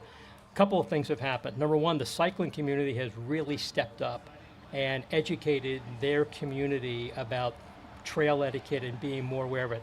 I've seen a definite improvement in the cyclists and how they interact with the hikers, and I think that goes both ways. I've also seen the city and the county work on making some trails cycling only, some trails hiking only. We have that in North Cheyenne Canyon Park, where the Chutes Trail has now been cycling only, and they built a trail next to it for hikers. In Ute Valley Park, we have trails that are only for cyclists. We're seeing a trail in Blodgett Open Space that in the works of becoming a hiker-only trail because of it's a little challenging, and maybe you don't want cyclists. It's narrow, it's a lot of downhill. Maybe you don't want cyclists and hikers on the same trail there because it's a bit of a thing, so they're going to make that one into a hiker-only trail. Boulder's approach is alternating days. On some days, a trail, and Jefferson County has actually been doing that for a while. Some trails are hikers only on Monday, Wednesday, and Friday, for example, and cyclists the other days. That works, but the problem is now you're forced to fit that into your schedule, and that doesn't always work for everybody. It's like timed entry permits into parks, which I hate, but I also understand why they're there because you have to manage traffic. That is parking. Or parking, and that is an approach. Boulder is a tight community, like you said. Here we have a lot of room to spread out, so we have that luxury. We may not have to go the route that Boulder is doing because we have a lot of room. One of the things I also do for hikers, and I'm working on that with my column at the Pikes Peak Bulletin all summer, is I'm encouraging them to take a drive. Instead of going 10 minutes from your house for a hike that you hike the same trail all the time, do a day hike where it's going to be 2 hours of driving and you're going to spend a day at another park and you're going to hike over there and get out of town and decrease the impact you're having locally. And cyclists should do the same thing. That's a great answer. Thank you. Bye, guys. Thanks for stopping by. Thanks, everybody. So it's been a great run. Like I said, 10 years. August 1st will be 10 years, I believe. I'm trying to think of something special to do, but I'm not that creative. So I don't know what I'm going to do for that. But maybe something live. It's a piece of cake. It wasn't any work. Didn't have to get up at 4 a.m. Something live at 6 a.m. No, that's way ahead of my bedtime, wake up time. But just listening to you answer Al's great questions just reminds me just what an amazing resource you are. Thanks. Yes. Yeah, thank you for that. Well, I learned a lot from I've been here a long time, and I've learned a lot by just watching the city grow as I was here. When I first moved here, 250,000 people in Colorado Springs. Now we're at 500,000. I've watched it grow, and I've just and I slowly got involved. I didn't believe in I just got here, I'm going to rush in and tell you everything that's wrong with your city and make it better. I don't believe in that approach. I think you should be in the community a while. But as I watched it, then I participated in friends groups and boards and got a deeper understanding of how things work. I think that's how I got this insight. And when Al asked me a question like that, I said, I've studied that because those things that Boulder and Jeffco are doing are impacting what we're doing here, and maybe there are other ideas that we can pull from different places. Right. So where did you come from? New Jersey. What part of New Jersey? Southern New Jersey, near Atlantic City. Okay. Yeah. Nice. I'm from the Bronx, so I kind of picked up on your Northeast accent. Most people couldn't peg it. Most people don't pick up on it, except people from back there will pick up on the accent. But most people, I pride myself in being almost Midwestern accent. It is pretty neutral, but I was I think he's from the Northeast. The word that trips people up is water. Water. When I say water, people are like, you're from New Jersey. Yeah. Well, listen, thanks, Bob. Outdoors Absolutely. with Hiking Bob is Thanks, the everybody. podcast to search for. Yeah. Absolutely. Thanks a lot. Yeah, thanks for being an icon in the community. I appreciate that. Thank you, Al. Thanks for your help this morning, too. We've got some surprise guests that were riding by who would like to join us. Thanks to our stage manager, Kate Brady, for organizing that. So this is a surprise guest, so I'm going to have to make you introduce yourself. So I understand it has something to do with the French kitchen, though. Is that right? Yeah, that's correct. I'm Bonjour. guessing by the jersey. Yeah. You had a whole crew. Yeah, we have a few people cruising around every back to work day. And we have gift cards in our pockets. And for those who say bonjour French kitchen, they get a $10 gift card. I don't think that's a Brooklyn accent, Al. No. I'm thinking the accent is perfect for that jersey. Though. It's not fake. So tell us a little bit about your ride, why you're riding, and then eventually let's get to the French kitchen too. Yeah, I mean, we love to ride in the city and outside of the city. So back to work day, we have to do it every year. That's the thing. So we start from the west side and we try to hit a lot of breakfast stations, say hi to everyone, and wear the jerseys. And we even have a station there at the city hall with some scones and ham and butter sandwiches. This morning? Yeah, this morning. Yeah. Wow. I have a lot of stuff. I got to get on my bike and run down there for Exactly, a yeah. Do you have souffle? No, we have walnut and maple scones and ham and butter sandwiches. Wow. Well, you And the baker, my baker is riding. He's just there. So you had to come. You had to come to the U.S. to bicycle because bicycling in France just sucks. No, actually it changed my life a bit because in France I was riding everywhere. I only got my first car when I was, 24 years old. A deux chevaux? Yeah, everything was by bike. I had a city bike and I had my skis on my bike when I went skiing. I had my groceries in the backpack. So everything was by bike, but the city where I was at was pretty flat. So that was okay. And then I moved to Colorado Springs. Not flat. With 3 kids that I had to put on the trailer, and it was really hard. So yeah, I biked less moving here, but then I met my boyfriend about 6 years ago, and he's quite a cyclist, and so I had my city bike, from France, and I was trying to follow him. At the first ride, I was like, oh, I'm in trouble, and so COVID hit, and I was like, it's time to get my good bike. And I got a road e-bike, so I could keep up with him. And that's when, I really started to road bike. And we went to France. We did, I don't know in miles, more than 1,000 kilometers in France from the Alps to the Mediterranean. We biked in Slovenia. I biked in Spain. Next is New Zealand. And now I even got a regular road bike. So. You're planning on New Zealand next? Yeah, because that's a long ride over there. My daughter is starting her semester in college in 2 weeks there, so I have to go visit her. Right? That's a perfect excuse. Yeah, I know. And she was in France last year for the first semester of college. We're like, we got to go see you, and then we rode in Slovenia. Well, so tell us a little bit about the French kitchen, please. Yeah, so the French kitchen, we just celebrated 9 years. We are a bakery, we have a cafe, we have a frozen market where people can get some meals to take home. And we also teach cooking classes. I've done cooking classes from my home, started 14 years ago. So it's a lot of things in one place, everything from scratch. No butter. European style butter, that's really good. French flour, we really watch for what we put in our food. So yeah, that's we are Flint Ridge Academy across from the Little Nepal restaurant, Indian restaurant there. So Carlos Perez, if you're listening, we're branching out. We're not just talking to people downtown. So I got to say, my first mountain bike, 1984, was a Peugeot, which is French. Oh, Peugeot, yeah. Yes. I had a folding Peugeot as a kid, a folding bike. I loved that bike. It was the first mountain bike I had. Nice.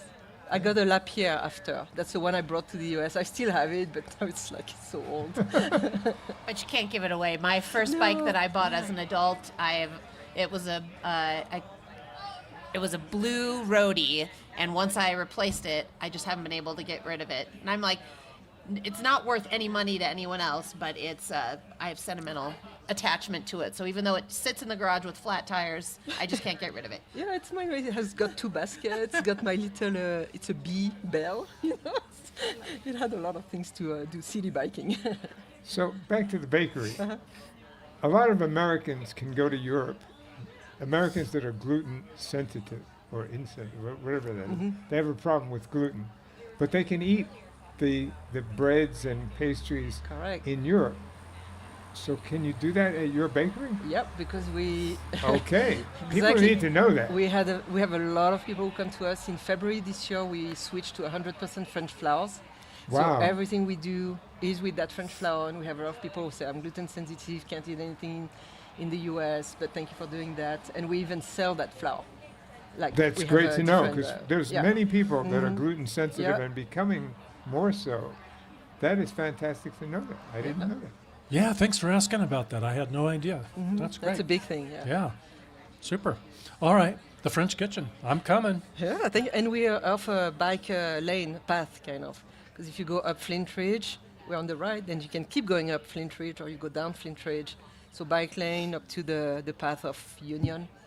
It's pretty easy. That's the one I use quite often. Wow. Great. So how many miles today are you going to put in on the bike? I don't know where we're at. You probably had to Let's drive see. down I'm on to- Strava if you want to follow me. 19 miles so far. Wow. Yeah. Okay. Wow. Wow. Thank you for bicycling. Yeah, thank you so much. You may Have a have the good day. record so far. Thank you. All right. Take care. Be safe. And we're ready for our next guest. Look at this crowd. This is something else. Hey, Dave Bryan. Hey, Good to see Dave. ya.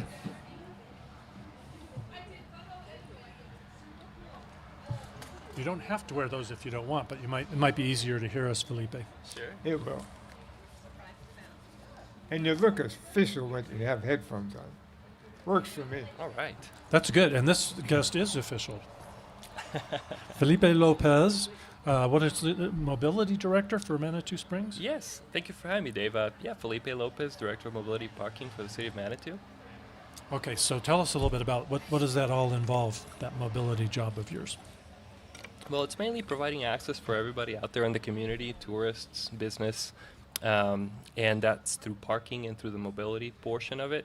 The mobility component comes into the last 100 feet for everybody's destination out there. And so as a small community with less than 5,000 people and so many tourists coming in and out, we have to make sure that there's access for everybody out there. So are you the guy for everybody complains to about the parking? I try not to be, but I always make myself available.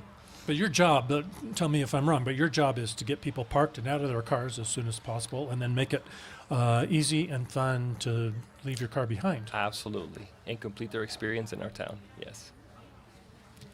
So what's happening with the Emma Crawford coffin race? I hear they're going to mess with that.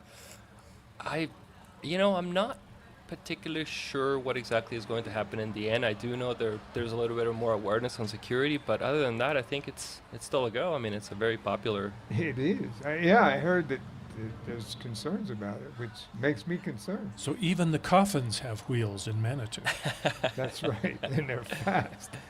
And had for a while, so. What would you like to? Do you have some talking points for today? Since you're a government official, you probably had in mind a few things you'd like to share. No, not in particular. I mean, we can keep it free flowing. Oh, that's great. Yeah. Well, we'll put Al in charge. I'll try to back out of the way because Al has the questions. There's a bus, and the bus is free, right? It is. It's actually zero fare. We changed that because it is a cost that's incurred by the community. Interesting. So the Okay. city does pay. Our mobility and parking department does subsidize that ride on the 33 bus and on the 3 ride. So there's two buses. two buses. Yes. Wow. One that connects downtown Colorado Springs, El Colorado City, and Manitou, which is the number 3, and then the 33 that provides that loop that goes all the way up to the incline down through all our Right, that's stops. the one I was aware of. I didn't realize the other one. That's a reason to go to Manitou. Yeah. That one's new within the last couple months. April. Yeah. Yeah. So yeah, you can go Manitou, around Manitou, then Manitou to downtown, and then you can jump on the Zeb downtown. So zero fare Yes. for a big chunk of our central Colorado and Manitou Springs. Yes. That's fantastic. And I highly encourage everybody to take that trip. It's great. Yeah. That is just so progressive and so awesome. And that basically means you can get on you don't need to drive to Manitou anymore. No. You can get on your bicycle. And if you don't want to bike to Manitou, there are these other places you can bike to. And you can put your bike on the bus. I was Yes. hoping you'd mention that. So that's great. I have to take it. I haven't taken it. I usually bike to Manitou, but that's an option, an easy option. And if it rains in the afternoon, it's nice to have an option to get back. Yeah, and we also have the bike ride system connected in our town. We also subsidize that. And so we have that transport available for everybody that needs that. Is there one station? There's 10. Yes. And it used to be you were out of bike ride territory in Manitou, weren't you? It was prior to my time, but at the moment we have 10 stations, and every parking lot has one, and around town the library and different locations have that as well. That's awesome because when it started, there were only two. One was by the pool, and the other one was in the parking lot of the hotel where Lulu's was originally. I can't remember the name of that hotel. So that's awesome. It's up to 10 stations in Manitou. Yes. Wow. There's a reason to listen to this podcast. I'm learning all sorts of things. Now, let's see, even if, one of the biggest challenges in mobility is if you want to do the incline. Yes. It's been a challenge to deal with the traffic and the parking because you have to wind up through a neighborhood. And maybe you can share with us a little bit now about what are the best ways to get to if you want to hike the incline, what are the best ways to get there? I mean, does anyone really want to hike the incline, or are they Apparently. forced to do it because it's like a bucket list thing? Well, actually, my son and I just took the 33 from the Dillon Mobility Hub, which just opened last year. And there's about 96 spaces there to support the infrastructure and park and go up to the incline through the 33. So we took the bus up there, and it's pretty expeditious. It gets there in less than 10 minutes on a good day. And it is running every 10 minutes on the weekends and every 15 minutes during the weekdays. And so that's probably the best bet to go there. The first 2 hours are free to park at Dillon. To park at Dillon? Yes. And how early does the bus start running? 6 o'clock. Yes. Not bad. Let's see, 15 minutes to get there, 15 minutes to get back, and an hour to go up and down? I don't think so. If you're pretty good, an hour. I probably took about 2 hours to go up and down with myself. Yeah, an hour is really impressive. So that doesn't count the time waiting for the paramedics to reach you, defibrillate you. You still got to get down. Now, so Dillon's not the one that's under construction. One of your parking area, one of your mobility hubs is under construction right now, right? Yeah, absolutely. So the Hiawatha Gardens Mobility Hub will be having a soft opening here after July 4th. Oh, good. And so that will provide another additional 90 plus stalls out there closer to the downtown core of Manitou Springs. And that's coming. And that'll be another place you can pick up the bus to go up to. Absolutely. And that's instead of trying to park at the trailhead. What happens if you're determined to park up there? Well, if you're determined to park there, you have two options. You can either do the reservation system. We have 10 stalls up there on bar, and so you can reserve in advance and park. And if you're going up the mountain, you can reserve that up to 3 days. And that's $250 a day to park there? Yes, that is correct. There would probably be people willing to pay it. That's during the winter. No, we have a fee schedule for that, but we do have accommodations for less than the full day for that on the reservation if you want to make certain that you can have that, and you can reserve in advance. Also, we have 30 other stalls up there that are a daily fare, so those are about $20 a day. So if you're lucky enough to get a parking spot up there, then that's the way to go. Yeah, but boy, what a waste to drive all the way up there just to find out you can't, and then you could have just parked at Dillon or Hiawatha to begin with. Correct. Hopefully it's a one-time lesson for everybody. I spent my first 15 or 18 or so years living in Manitou, and I actually lived on Ruxton right across from the Iron Spring. And so I often had friends who would come and park at my place because it was just a couple block walk up to either the incline or bar trail, and definitely lucked out as far as access to all that stuff when I first lived here. Boy, I would have loved to be your friend back then. So my head's a little scrambled from all the work I've been doing today to get this set up technically, but I had a note about construction. Was there anything about construction that we needed to talk about? Nothing that I have in the crystal ball right now, but there are some changes coming in the near future, maybe next year. So, but I'm not truly involved with that portion of it at the moment. Okay, then last question from me. I know the city's playing around a little bit with the lane markings on West Colorado. through Old Colorado City, but I don't think that extends into Manitou, does it? I don't believe so. But we just recently striped under the bridge so to connect the Dealer Mobility Hub to the pool. CETA just assisted with that, and so we're working on components to continue improving the system so you can get to the core of downtown safely. Well, that's great. Anything else, Al? Yeah, as a member or a citizen of Colorado Springs, what can I do to keep Manitou weird? Just keep on visiting us. Okay.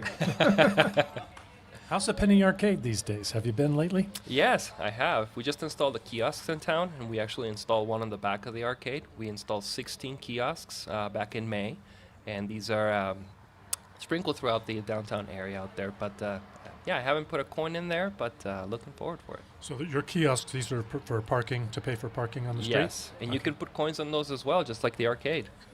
Wow. Probably not archaic. pennies, though, right? No, not pennies. I don't think much at the Penny Arcade takes pennies anymore either. Yeah, even in downtown Colorado Springs, every now and then if I'm dashing in someplace, I think, okay, I'm just going to put a dime in here because I'm going to be right back out. And some of the meters, they say, what's that? I have to put in like 5 dimes before they'll even give me a few minutes. What's up with that? Soon meters will be just a thing of the past, too. So there's other ways of collecting the money from you. Yeah. Well, Manitou, it's really a joy to park. If you have to park in Manitou, it's kind of a joy because you can get it to send a text to your phone when your parking's about to expire and ask you if you want to extend it. That's pretty sweet. Yes. Yeah. So thanks for that, Felipe. Felipe Lopez, Mobility Director for the City of Manitou Springs. Thanks for joining us. Thank you for having me all. Thanks for keeping us moving. All right, well, moving right along, I think I see a couple of celebrities out there. I think I see some recent guests from the Loving the Springs podcast. Yes. And they arrived on bikes. Yeah. Joe Cole and Sarah Gibbo. Cole. Jibbo.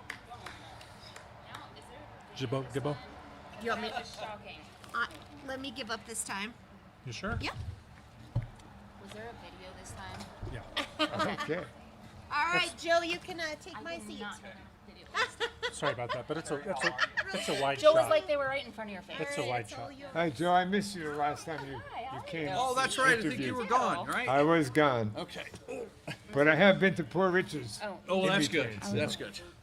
So we invited Joe and Sarah to come back because they were so much fun on a recent episode of Loving the Springs. That story that you guys ended with was such an awesome story. If you haven't listened to that episode of Loving the Springs, you've got to go listen and stick with it all the way to the end, to the sort of spooky, amazing story about why, without that, they might not be the new owners of Poor Richard's.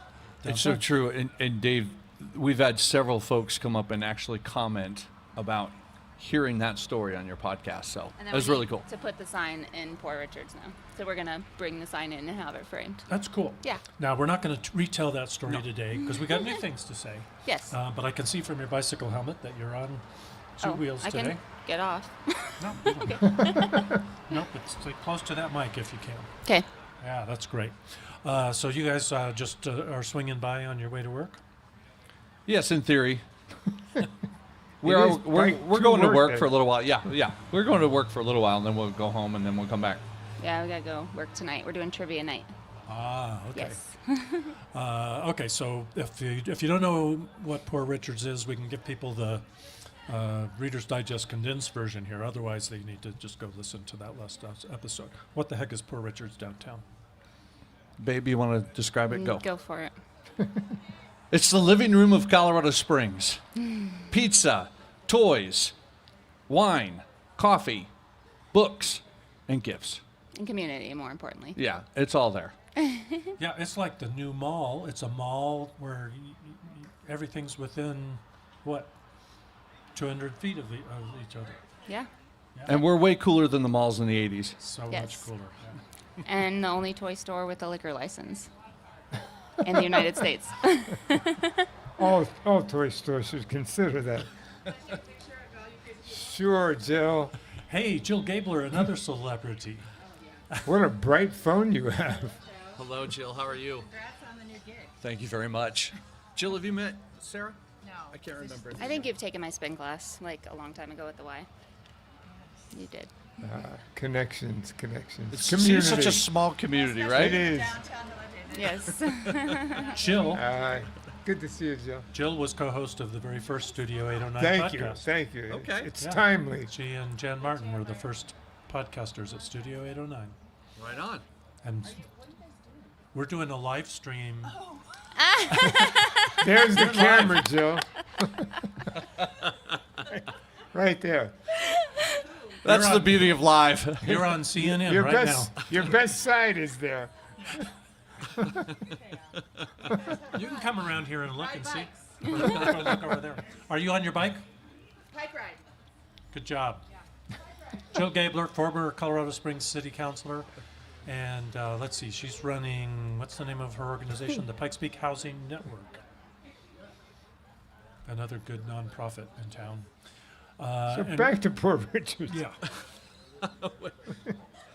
Well, I was just in there yesterday. I love I'm in there.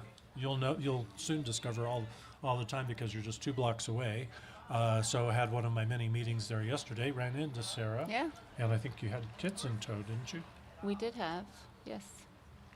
And it's a great place to take the kids when they need a good shot of alcohol. Didn't give them any alcohol, but take the kids for the bookstore, not the alcohol. And I had a slice of pizza, and soon there will be spinach available on that pizza again, I'm hoping. You're not the first person to ask for spinach. This is very true. So now every time I go in there and order a slice of pizza, I have to ask for spinach so I'll know when it's back. So your staff's going to be tired of hearing about that. We also have big plans for, so we have there's a section of Poor Richards back in the pizza, in the very back of the restaurant. There is a play area. And for anybody that's come to Poor Richards over the years, that play area, they've watched that change over the years. We're actually going to bring it back to what it used to be, where it had a slide and a ramp. Yeah. And so we're in the process of planning that right now, and we're going to update that section. yeah. And Linda Wise is going to do a music group with the littles back there. And we have a lady coming in who's going to do a book talk that she wrote on the Love Project.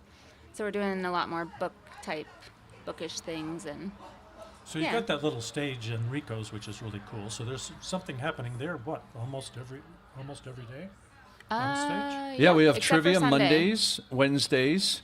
We have open mic night on Tuesdays, and then we start the music Thursday, Friday, Saturday. And the only night that stage is empty is Sunday nights. Yep. And we might fill it with something, if you have any ideas. And let's see, you've got pretty good bike racks out front. We do, and those are compliments of Old Town. Yeah. John Crandall. Yes. Is that right? Yeah, Love he brought John. those down. Him We and love Richard are John. good friends, and he said, Richard, I'm not going to let you pay for these, but here's a bike rack. Just competition for Tony's. Ted's bicycle. Tony was the owner of Ted's bicycle. Yes. Well, since Kimball's Peak 3 is no more, maybe it'll be back one of these days, I have no choice but to lobby for bike racks in front of Cinemark. And there aren't any. I don't think there are in front of Costco either, but not that I go to Costco anymore often. But there's the necessarily. trail right there at Costco. I wonder. There is. Yeah, you can enter there. Yeah, it's great. It's really fairly accessible by Yeah. when Costco you is have to go to a Costco. challenging place to shop when you're on a bicycle. Yes, it is. Just the size of the items, but you Yeah. can. Have you tried riding in? Maybe they'll let you ride in to Costco. I would love to roller skate in Costco. That would be fun. That would be fun. You could maybe bring your burley and Yeah. There you load go. it up. But the good news is there's a few places to get groceries downtown. There are now. Yeah. And they have bike racks. So there you go. So how is business? I mean, you're in this for a few weeks now. How is it? Is it? It's like- going well. It's yeah. been a few months, actually. Yeah, it'll be 3 months Wow, on the 1st of time July. flies. Yeah. Yeah, coming up on 90 days. Yeah. So sales are actually doing well. Yeah. So it has, we've seen a little bit of this And in Wow. the business world, we love this. That's great. You know what? I hate to say it, but I am responsible for that. It's all me. Thank you. I've been We buying. very much appreciate you. Kelly puts some pretty good greeting cards out there. Yes, she does. And She's amazing. And when I buy greeting cards, your sales go And up. I was shocked. I mean, they're way more affordable than going to the grocery store. Hallmark charges way more than we do. Oh, yeah. If you say so. Yeah. Okay. Go to King Soopers or Safeway, get a card. It's like $7. Oh my God! I thought I was paying a premium because your cards are so much better. No. Okay. No, you're actually saving money. And they're so much more creative. Best cards in town. Used to be the car wash had pretty good cards. Oh. But it closed. I did not know that. Yeah. I knew it closed, but Tell me about the car wash. on Nevada. Yeah, the car wash Okay. on Nevada. In fact, Car I used works? to go there just for cards. Wow. They said, "Aren't you going to pay for your car wash?" And I'd say, "No, I didn't get the car washed. Just here for the cards." I missed that one. I didn't know this. Well, they're gone now, so Poor Richards is the only place in town for. Because good nobody cards. knew they were selling cards. All right. Anything else before? I know we've got to let you. You've got a lot of places to go. Anything else that you would like to share? No, thanks for having us. This is great that you guys are doing this. It's so cool to see all the people out riding bikes this morning. We were noticing an awful lot of commuters out there. and Yes, it's there very are cool. a lot of people out. Sarah, if you don't mind, and stop me if you don't want to do this, but I'd like, I want, one of the things that I want to highlight every chance I get is the fact that bicycles and motorized vehicles are sharing the road, and we want more people on their bicycles because that's less traffic congestion, less ozone issues, less carbon emissions, and healthier, happier people. 100%. But we have a ways to go. We can always improve the safety for both motorists and bicyclists. Oh, yeah, absolutely. And you have personal experience with what can go wrong. Yes. You want to share a little bit about? Well, I'd I like guess you to just share your knowing thoughts kind about of if you're starting riding and you're going to be using the road for access, because you do need to if you're commuting, you're going to be happier, but you got to watch for cars. You got to know that if there's any rain or any precipitation, the paint and the oils on the road will get slippery, so you got to be careful with stopping, turning. Yeah. Watch for cars because they're not watching for you most of the time, especially with cell phones, and it's kind of scary out there nowadays as far as that goes, but it's doable, and Colorado Springs is trying to be very bike friendly. They have maps you can go look up for how to connect different trails or different streets if you want to ride to work. So it's a good town for it. Just be aware of what you're doing and wear Yeah. bright colors and maybe stay away from the night riding or have lights. Yep, all good advice. And bicyclists have laws they should follow. Yes, All absolutely. of the laws, they're the same laws. Yeah, well, except they get a little bit of a special treatment at Stop stop signs. signs and traffic lights. Yeah. You want to share about that, Tal, real quick? Sure, we can use a stop sign as a yield sign, and we can use a red light as a stop sign. So we can Bicyclists. proceed, that's right, cyclists. The problem with that is cyclists also drive, and they forget that they're driving, and they do the same things in their cars. Yeah. I've been tempted. Probably so stay consistent. as You're a- allowed to, but as a you cyclist, may not want to. understanding the mentality of other cyclists who drive, they're very dangerous because you get into a habit and you stop stopping for stop signs. And I've seen people go at a red light. They stop and then they go. My goodness. And you know, one thing, we bicyclists, we want motorists to share the road, respect our rights, keep us safe, stay out of the bike lanes. And if we want motorists to be civil to us, we're ambassadors for bicyclists. 100%. Yeah, we really need to. I go out of my way to not tick off the motorists. If there's some way I can keep from slowing them down, I'm going to ride as far to the right as I can. And it's the same with hikers on trails, right? Like treat everyone with respect, slow down. Yeah. There's a study that's recently out that says the new pickup trucks that are much larger than old pickup trucks with higher front ends are killing people. They're killing pedestrians and they're killing cyclists. And they're killing a lot of them, like double what we used to kill with the other cars we had. So Yeah. things are getting seriously more dangerous than they have been. If you get hit by one of these big pickup trucks, you're not going to fly up onto the hood. You're going to go under. You're going to go under. You're going Yeah. to get run over. And that doesn't usually go well. No. Very fascinating study that they did about that. It's reality, and we have a lot of large pickup trucks for whatever reason. If you're in the Army, it's almost mandatory that you buy a large pickup truck as soon as you can. We looked up a stat one time, didn't we, Joe, that like the most popular car in Colorado, yes, there's a Subaru, but also a F-150 Yeah. pickup truck has been the number one selling car in America for the past Yeah. 20 years. It's not just Colorado. Okay. Rural America lives on quad cab pickup trucks. Yeah. It's when you Midwest. when you want to have that presence and you get the trailer towing mirrors when you're not towing anything, so that you take up a lot of room. So we have a 3-foot following law. It's not from the center of the truck to the center of the person on the bicycle. It is 3 feet from the furthest edge of your right-hand mirror to the furthest edge of the person, which is usually their shoulder. And how's that possible if it's taking up the whole lane? Exactly. And Sarah, you're going to find this interesting. This study, they talked about blind spots because those are contributing to the rise in pedestrian deaths lately. These bigger, heavier pickup trucks with the big mirrors, because they're a heavier truck, they've got the A-pillar, which is the column to the left of the windshield that holds the roof up, has to be wider in order for the driver not to get crushed in a rollover. And that creates between that and the mirror a huge blind spot where the truck driver can't even see a pedestrian or a bicyclist crossing the street. If they're I making believe a left that turn. because I got hit by a truck turning right into the collision center on Tejon down by I-25, and it passed me and then turned right into me. Yeah. So we bicyclists, we can't take for granted that the walk light is a go automatically. We got to watch for the cars, and we motorists, we really need to. I'm really working hard to train myself to really look hard for bicyclists and pedestrians before I turn left or right. Yeah. Well, thanks for coming and Yeah, thanks for being having part us. of this. Of course. And we'll see you. Wonderful. We'll see you when you're actually there. Thanks for working. having us. Come on down. Yeah. All right. We love you guys. Have some spinach pizza. All right. I'll be there. And come back anytime you want the mic. We love you guys. Thanks. Thank you. All right. Send, Love you guys. send Dave a note about the spinach. All right. Here we are, and I Yeah. see Tara's back. Yeah. Just right about on schedule, I think. Okay.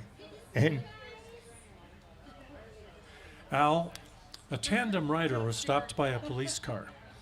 "What have I done, officer?" asked the rider. "Perhaps you didn't notice, sir, but your wife fell off your bike half a mile back." "Oh, I thought I'd gone deaf." that's awful, but that I don't know if I can say this on the radio.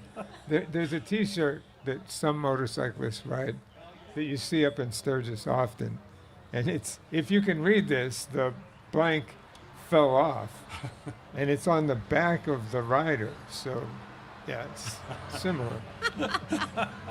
Okay, we can use our imagination there. Yeah, so we're soon to be joined by Tara McCarthy of Pike Ride, so she can share a little bit about. For anybody that's on a bicycle, the temperature is dropping here. I thought it'd be warming up. It's not. This, in a way, this is just a perfect day for being on a bike. It You're not is. going to be, what's the word? A hot, sweaty mess? Hot, sweaty mess. No hot, sweaty messes today. Yeah, it's pretty nice temperature. Yeah. And the breakfast station here at the Next Us is open for another 30 minutes yet. 525 North Cascade, and I see that there's still plenty of fruit. Do we have a count? I'm impressed at how many people have stopped here. Yeah, let's see if we can get an update on the number of visitors. Hey, Tara. Yep. Pancakes smell good. Yeah, have we run out of pancakes, Ruth? Nope, I see them still flipping. cooking on the griddle. I don't smell bacon, though. No. My shirt might smell like bacon. Ooh. Have We you know been where to you've the been. bacon station? Yeah, I had a 5 a.m. TV interview at our bacon station, so we were grilling bacon literally at 4:50 this morning. You could smell it like a mile away. My alarm went off at 4:50, so you've been up much longer. It's starting to fade. Yeah. So Tara, I was impressed to learn how long you have been at the helm. Oh, yeah. Of Bike Ride. Yeah, just 3 years probably in like a day or two, actually. Wow. I think. Seems like it was only yesterday. It does seem like that, although it seems like I've been there for a long time, too. You have made, like, Pike Ride has changed a whole lot since you took the helm. Lots of additional programs and larger staff than ever now.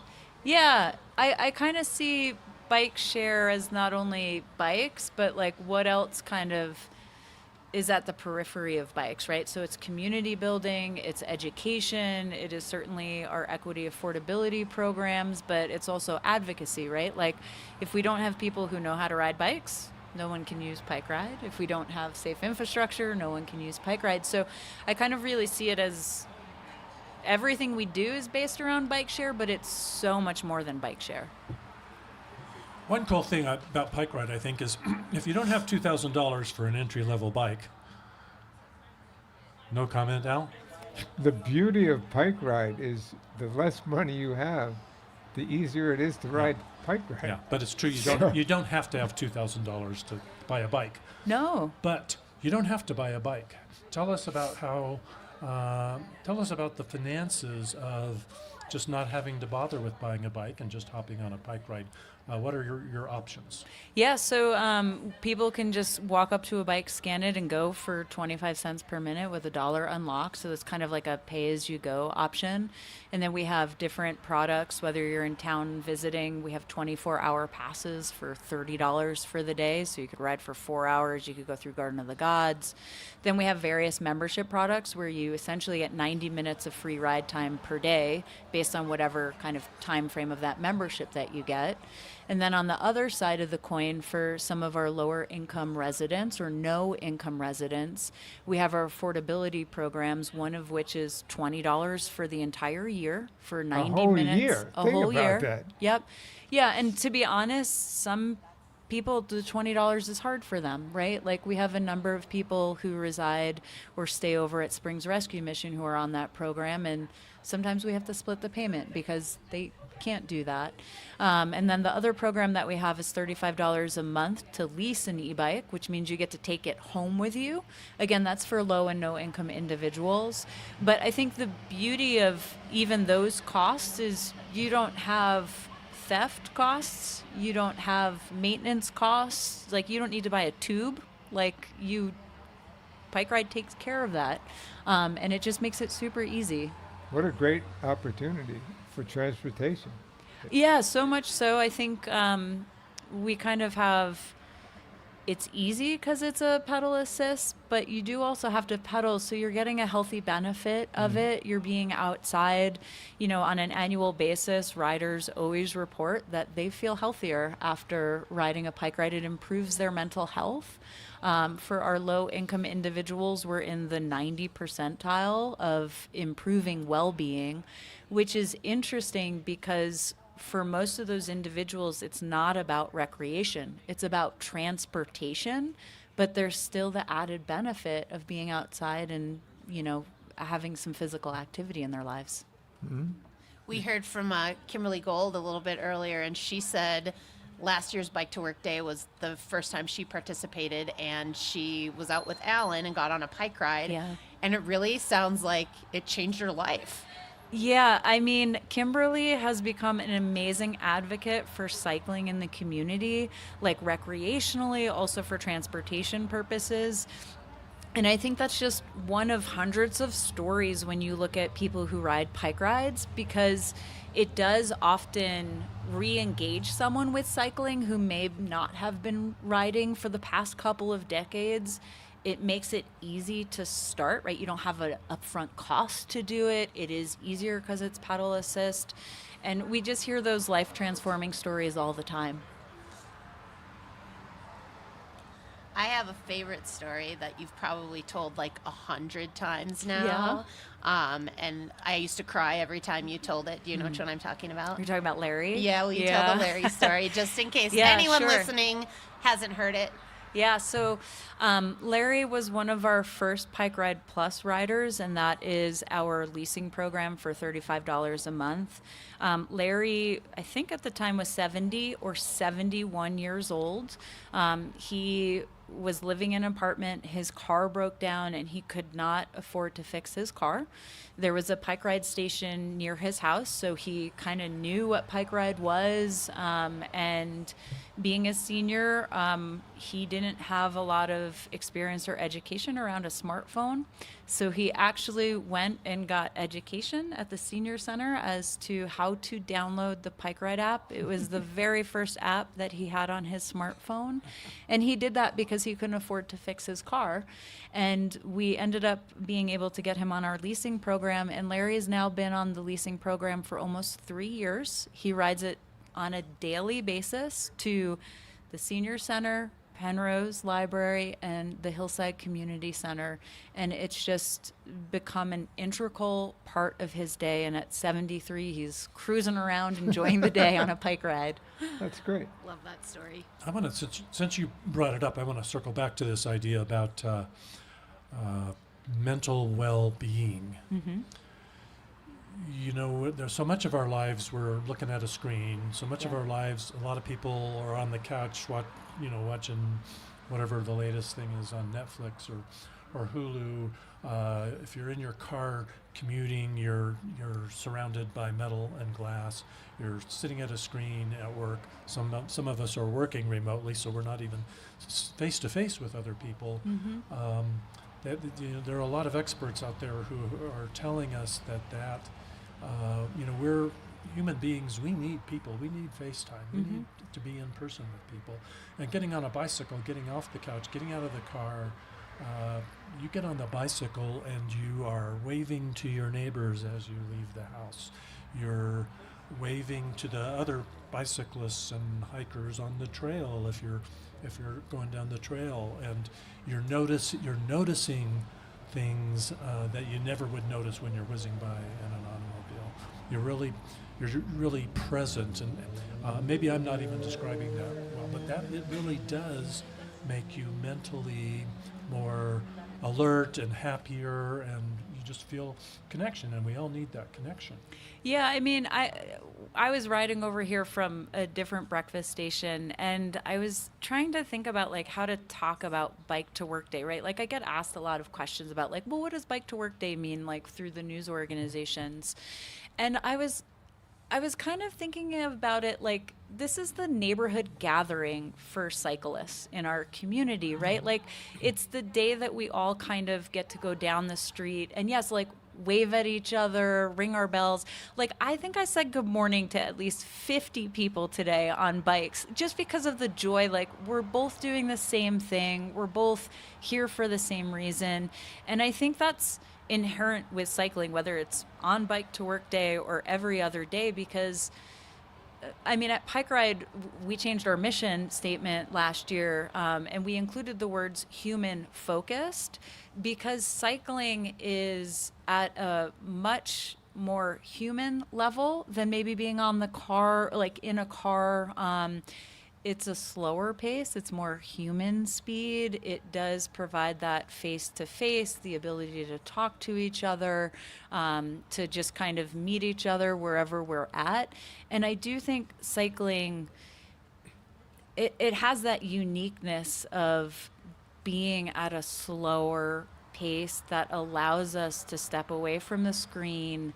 Today's world is so fast and so overwhelming that I think cycling kind of allows you to hit the pause button and be in a different mindset.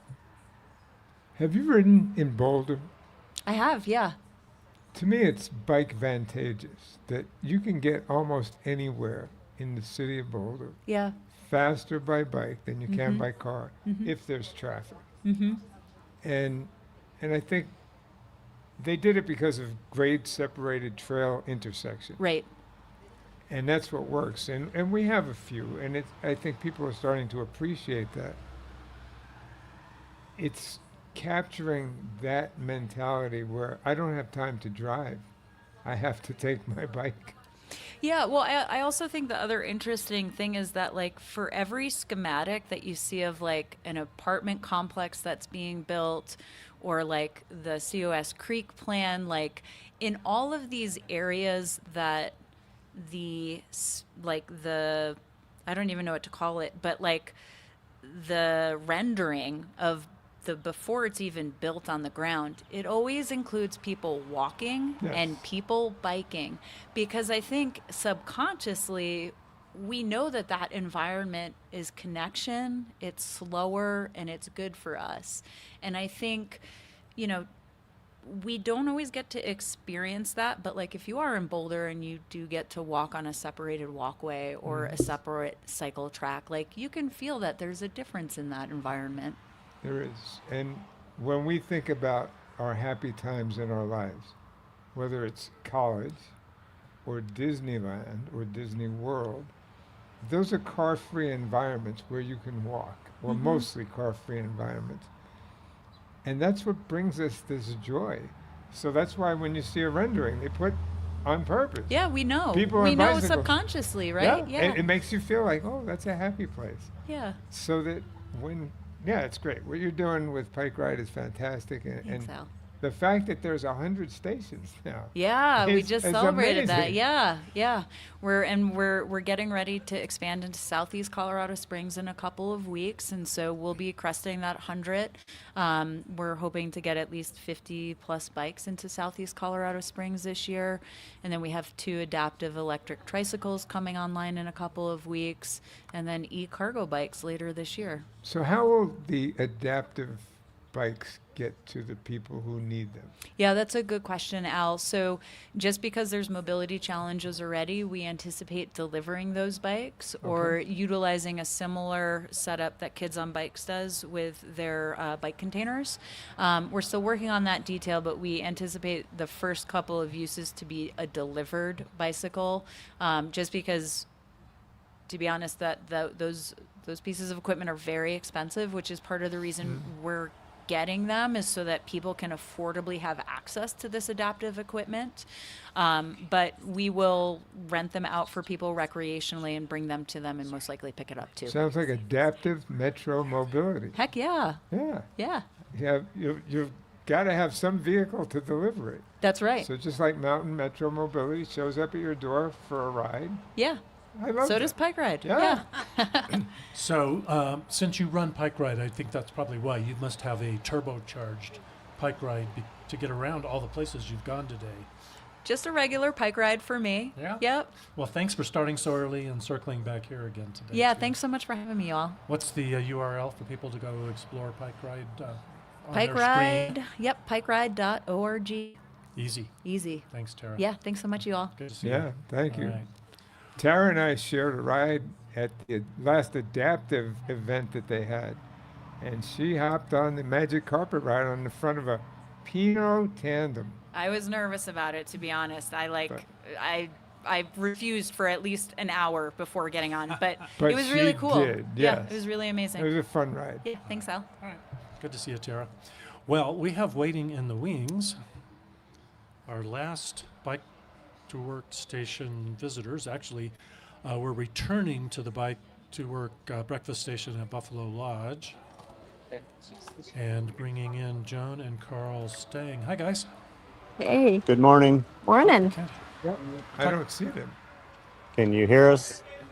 They're Oh, they're over there. Okay, that's why I All don't right, see but them. we got to make It's sure. so bright out We here. got to make sure we can hear them. Well, there we they are. Talk to us. Yeah. There we go. Now we have Got some more volume. folks rolling in. You guys started early with Garden of the Gods, right? Yes, we're at Early Bird Hike and Bike this morning at 6 a.m. to volunteer as bike ambassadors. Beautiful morning. Lots of people out. That's great. So why are you guys doing what you're doing? Tell us a little bit about what you're doing and why you're on bicycles all the friggin' time. Well, yeah, we've been riding to work, at least I have since 95, and trying to make it better not only for us, but for everyone. That led us to starting Pac-Man, Pedestrian Cycle Manitou Springs, because we live in Manitou. Obviously, we work hand in hand with Bike Colorado Springs and Bicycle Colorado. So just out there trying to advocate for safer streets, better experience for everyone, and supporting great events like Bike to Work Day, which I think I looked this morning. We have a poster downstairs in our bike room. I have a poster from 2002, and I think we actually went to 2001 as well. So been at it for a little while. Yes, you have. And Joan, you have done what 24/7. You've been working on educating bicyclists and educating motorists to help us get along better on the streets. Tell us a little bit about what you've accomplished. Absolutely, Dave. I helped as the education chair with Bike Colorado Springs and basically stood up their program. And that covers bike-friendly driver, auto-friendly bicyclist, ride leader training, as well as Cycling Basics 101. And what those classes really distill down to is, hey, motorists, learn how to share the road safely with other riders, learn how to be courteous, learn what the laws are. The other training that we use would be the safety principles that the League of American Bicyclists teaches through their SMART cycling program.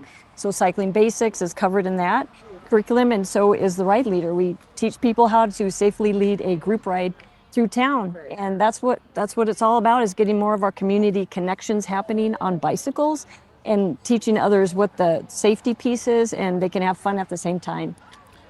So you're thanks in large part to some of the work you're doing. There are some great resources online where people can learn. It just doesn't come automatically to be a perfectly safe bicyclist or certainly a perfectly safe motorist. Where can we send people to discover some of these really interesting and informative courses you've helped bring online? We actually just stood up a brand new website for Pac-Man. It's pacmanitou.org. So we have links to Bicycle Colorado and the League of American Bicyclists, all the education materials. We have downloads, videos. So all that's available, like as you say, Dave, online and easily accessible. And the other area or website you can go to would be the Bike Colorado Springs webpage. And if you go to the Learn More and then Resources page, you can actually download, hey, what are the laws? So you've got the laws handouts from the bike-friendly driver training as well as the auto-friendly bicyclist. You've got all the other flyers that we distro around town. You can order CDOT bicycling manuals. You can order the League quick guides. In fact, if you just reach out to us, we have some on hand to distro in both English and Spanish. So all that stuff's on the Bike Colorado Springs webpage as well. So, just in the interest of inspiring a few more people to try what you guys are, experience the joy of biking, how often do you guys get in a car these days? How many days can you sometimes go without getting in the car? I'm putting you on the spot. I hope you have a good answer for that. A month. Where we live, when we do drive down the road where we live, people don't recognize us because they don't know what our car looks like. Well, that's a good answer. I wouldn't recognize Manitou without you guys riding around. Aw, Yeah, thanks. we're out every day, pretty much. We've also been known to hook up a trailer to our e-bike and actually go all the way to Costco. I know we've got some other folks who are using their e-cargo bikes to grocery shop at places like that. So it's possible. It's pretty awesome. So how much money a year do you save by not needing mental health counseling because you are taking such good care of yourself by bicycling all the time? I don't know. I've never had any mental health sessions, so I'm sure it's expensive. No need. So I got a question for you. There's a new law coming in, I think it's the 1st of July, where it's now illegal to park in a bicycle lane. Yes. In Colorado. So I have a neighbor that parks in the bicycle lane always. And not only do they park in one lane, they park in both sides of the street. And now that the law is about to change, I would like to fix that in a friendly, neighborly way. So, Right. do I call the police? Do I inform them that, hey, I know you've been doing this forever, but now it's actually against the law, which I believe changes 1st of July. How would you Yes. handle it? What's the best practice for informing neighbors that may be just uneducated? Yeah, so obviously, if you have a great relationship with that neighbor, you might be able I to have don't. a conversation. um, not I don't everybody's have a comfortable. relationship. Not everybody's comfortable with that. So really the next best thing is to use the City of Colorado Springs has the Go Coast app. Uh, Okay. we typically use that to report those kind of issues. We've done that multiple times. It's a nice kind of neutral way to report that. And then as well, there's also the Bike Lane Uprising website, and that's more probably for data tracking that then the city or advocates can use to take to the city to show that there's issues or hot spots where people are doing that. But Go Coast for all things related to trails and potholes and everything else that you see in the city. It's the simplest thing as an Right. advocate anybody can do is to use that Go Coast app and report things. So it's on Collegiate, if you ever ride Collegiate. And it's an uphill, a big uphill and a downhill.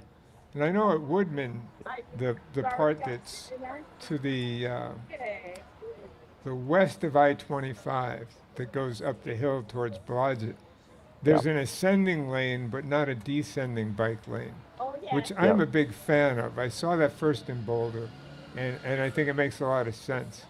That's one of the things I think they should do to Collegiate so that people could park on one side and not on the other. Because some of the houses truly have no parking. Yes. And they have small driveways, which is an issue. So Yes. I'm looking for a workable solution and hoping that there is one. But what do you think of ascending bike lanes without descending bike lanes? I mean, it's a great solution, like you say, where there's space constraints, right? Trying to find that happy medium where all sides can still have benefit, right? One side for parking and the other side, where the cyclists are going at a much slower speed relative to traffic, is a great compromise. And again, like that's something that you could report and request on Go Coast to get that in the queue with the city. I'll give it a try. I haven't used that. I usually have a much more direct approach, which sometimes works and sometimes doesn't. Yeah, I usually for folks, I do it in Go Coast and send it to City Council. A two-pronged approach isn't also a bad option either. Hey, you guys, that's a great picture and great sound coming from the breakfast station at Buffalo Lodge Bicycle Resort. I want to give a shout out to Ray Harless for helping out there with the technology. He may not be able to hear me, so if he can't, be sure to let him. He can hear you. Okay, that's great. Thank you, Ray. He's going to photo. Thanks, Dave. All right. Good to see you, sir. One more time, what's the new website that you guys have got up? pacmanitou.org. PACmanitou.org. Great. Well, thanks a lot for joining us Thanks. today. Good to see you Thank guys. you. Thanks for hosting us. Good talking to you. Appreciate it. Have a great day. You too. All right, we've got one more guest. Whoops, there we are. Good morning. Good morning. Hey, another podcaster has joined us on her bicycle. Friends. Yes. Hi, Jack? everyone. Jax Armendariz Unsueta. Yes. So I am honored to be participating in my second Bike to Work Day here in Colorado Springs. And I'm also honored and privileged to be a part of our wonderful Studio 809 podcast collective. So I would be remiss if I didn't plug my podcast. It's Justice with Jax 809, your source for a left perspective on local news, civil rights updates, and activism and organizing in our community. Dull, mainstream, middle of the road stuff. Not. I always like to joke that, we're just keeping it real. But honestly, that's not a joke. We have a lot of things to talk about. I love what we're talking about today. Carl and Joan, amazing friends. bicycle activists, I would call them. And we all have to speak out on this subject. And I'm so happy to see so many stations, so many other bicyclists. I'll be honest, I was telling people to take the lane, because that's safest for us in some ways. Noticing folks still pulling up into the crosswalk. We've all done it if we've been in a car, but I believe that we can coexist as bikes and cars in Colorado Springs. Well, we're working on it, and thanks for your contribution to that. Justice with Jax, that's a great podcast to search for. Thanks for being a podcaster. Thanks for being on your bicycle today. Absolutely. Dave, thank you for all you do, because we couldn't do the podcast collective without Mr. Dave Gardner. So, I don't know, just give him some claps. Can we give Dave some claps? Dave. Yeah, exactly. Thanks, that's nice He's of been you. here since 5 a.m., and he probably didn't mention that, at least, right? 4:30? 4:30, yeah. 4:30. Yeah, okay, thanks a lot for Thanks, swinging Dave. by. I appreciate you. All right. Real quick, we're just about to wrap up. Hey, Nicole, Ruth, have you got a visitor count update for us by any chance? Oh, Kate does. Wow. 125? That is incredible.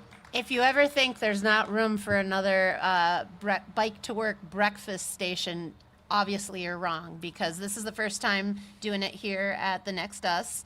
I was only, 2 months ago that you brought it up, said, should we do it? And with 125 people coming through and all of the volunteers and all the sponsors we had today, I think definitely there's always room for another station, and glad to be here doing it with the podcasters. Yeah, that's amazing. And I want to give another shout out to a couple of other podcasters and members of our tech crew.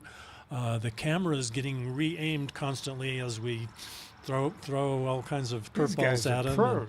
Yeah, thank you guys. Sierra Guerrero and Kaizen Tori over there in the technical department. Sierra is working hard on, she's a podcaster. She is one of the contributors to the Peak Environment podcast, and she's working hard on editing an episode about data centers. So that'll be out on Peak Environment soon, so watch for that. Kaizen is a star graduate of our podcasting boot camp, and have you launched your podcast yet? Not yet. He's working on it, and he's a really big contributor to the collective here of Studio 809 podcast, so thanks a lot for... So how many people have you mentored, Dave? Oh, forgot to count. Is it like 125, like the number of people? I see 127 now. We might be getting there. That's why I finally taped the podcasting boot camp, so I could rest a little bit during some of that. Well, I think training. I count as one of the mentees, so thank you. Yes. Well, I can't thank you two enough for giving me a reason to get up and ride my bike down here to the studio every other week. And I know we haven't, we haven't recorded in a while because we pre-recorded a few. We've still got one in the can that's going to be published after this one. And I don't know what you think. Maybe we should split this up into 3 different podcasts. So Yeah, 3 hours is a little bit long to do Yeah. all at once. We Yeah. could do 3 1-hour podcasts. But this has been great. It's been fun. Or maybe I should just edit everything out except for the jokes. Those are the best part, right? Those jokes, yes. Speaking of which, Al, what's the difference between a well-dressed man on a bicycle and a poorly dressed man on a unicycle? It's attire. You got it.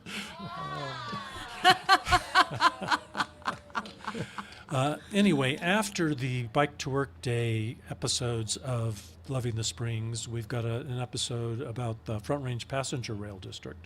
Really great conversation with Sal Pace, the general manager of Front Range Passenger Rail. And so be listening for that. And then I don't know what's coming up after that, but we've got a lot of people who are just chomping at the bit, wanting to get into the studio to share their great stories with the community. There are a lot of great stories out there. All right. Anything else? Anyone have one last final word to say? We've got 15 seconds left. 15 seconds. Thank you, guys. Yes, thanks to the volunteers. Bike MS. Ruth has something to say. Come sit down and you got to see this T-shirt. You got 1 second. No. Hey, Ride Bike MS, multiple sclerosis fundraiser every year. Thanks. All right. And that's a wrap. That's a wrap. All right. Thank you, Well guys. done. Thank you, guys. Yay. That's a long time to be wearing headphones.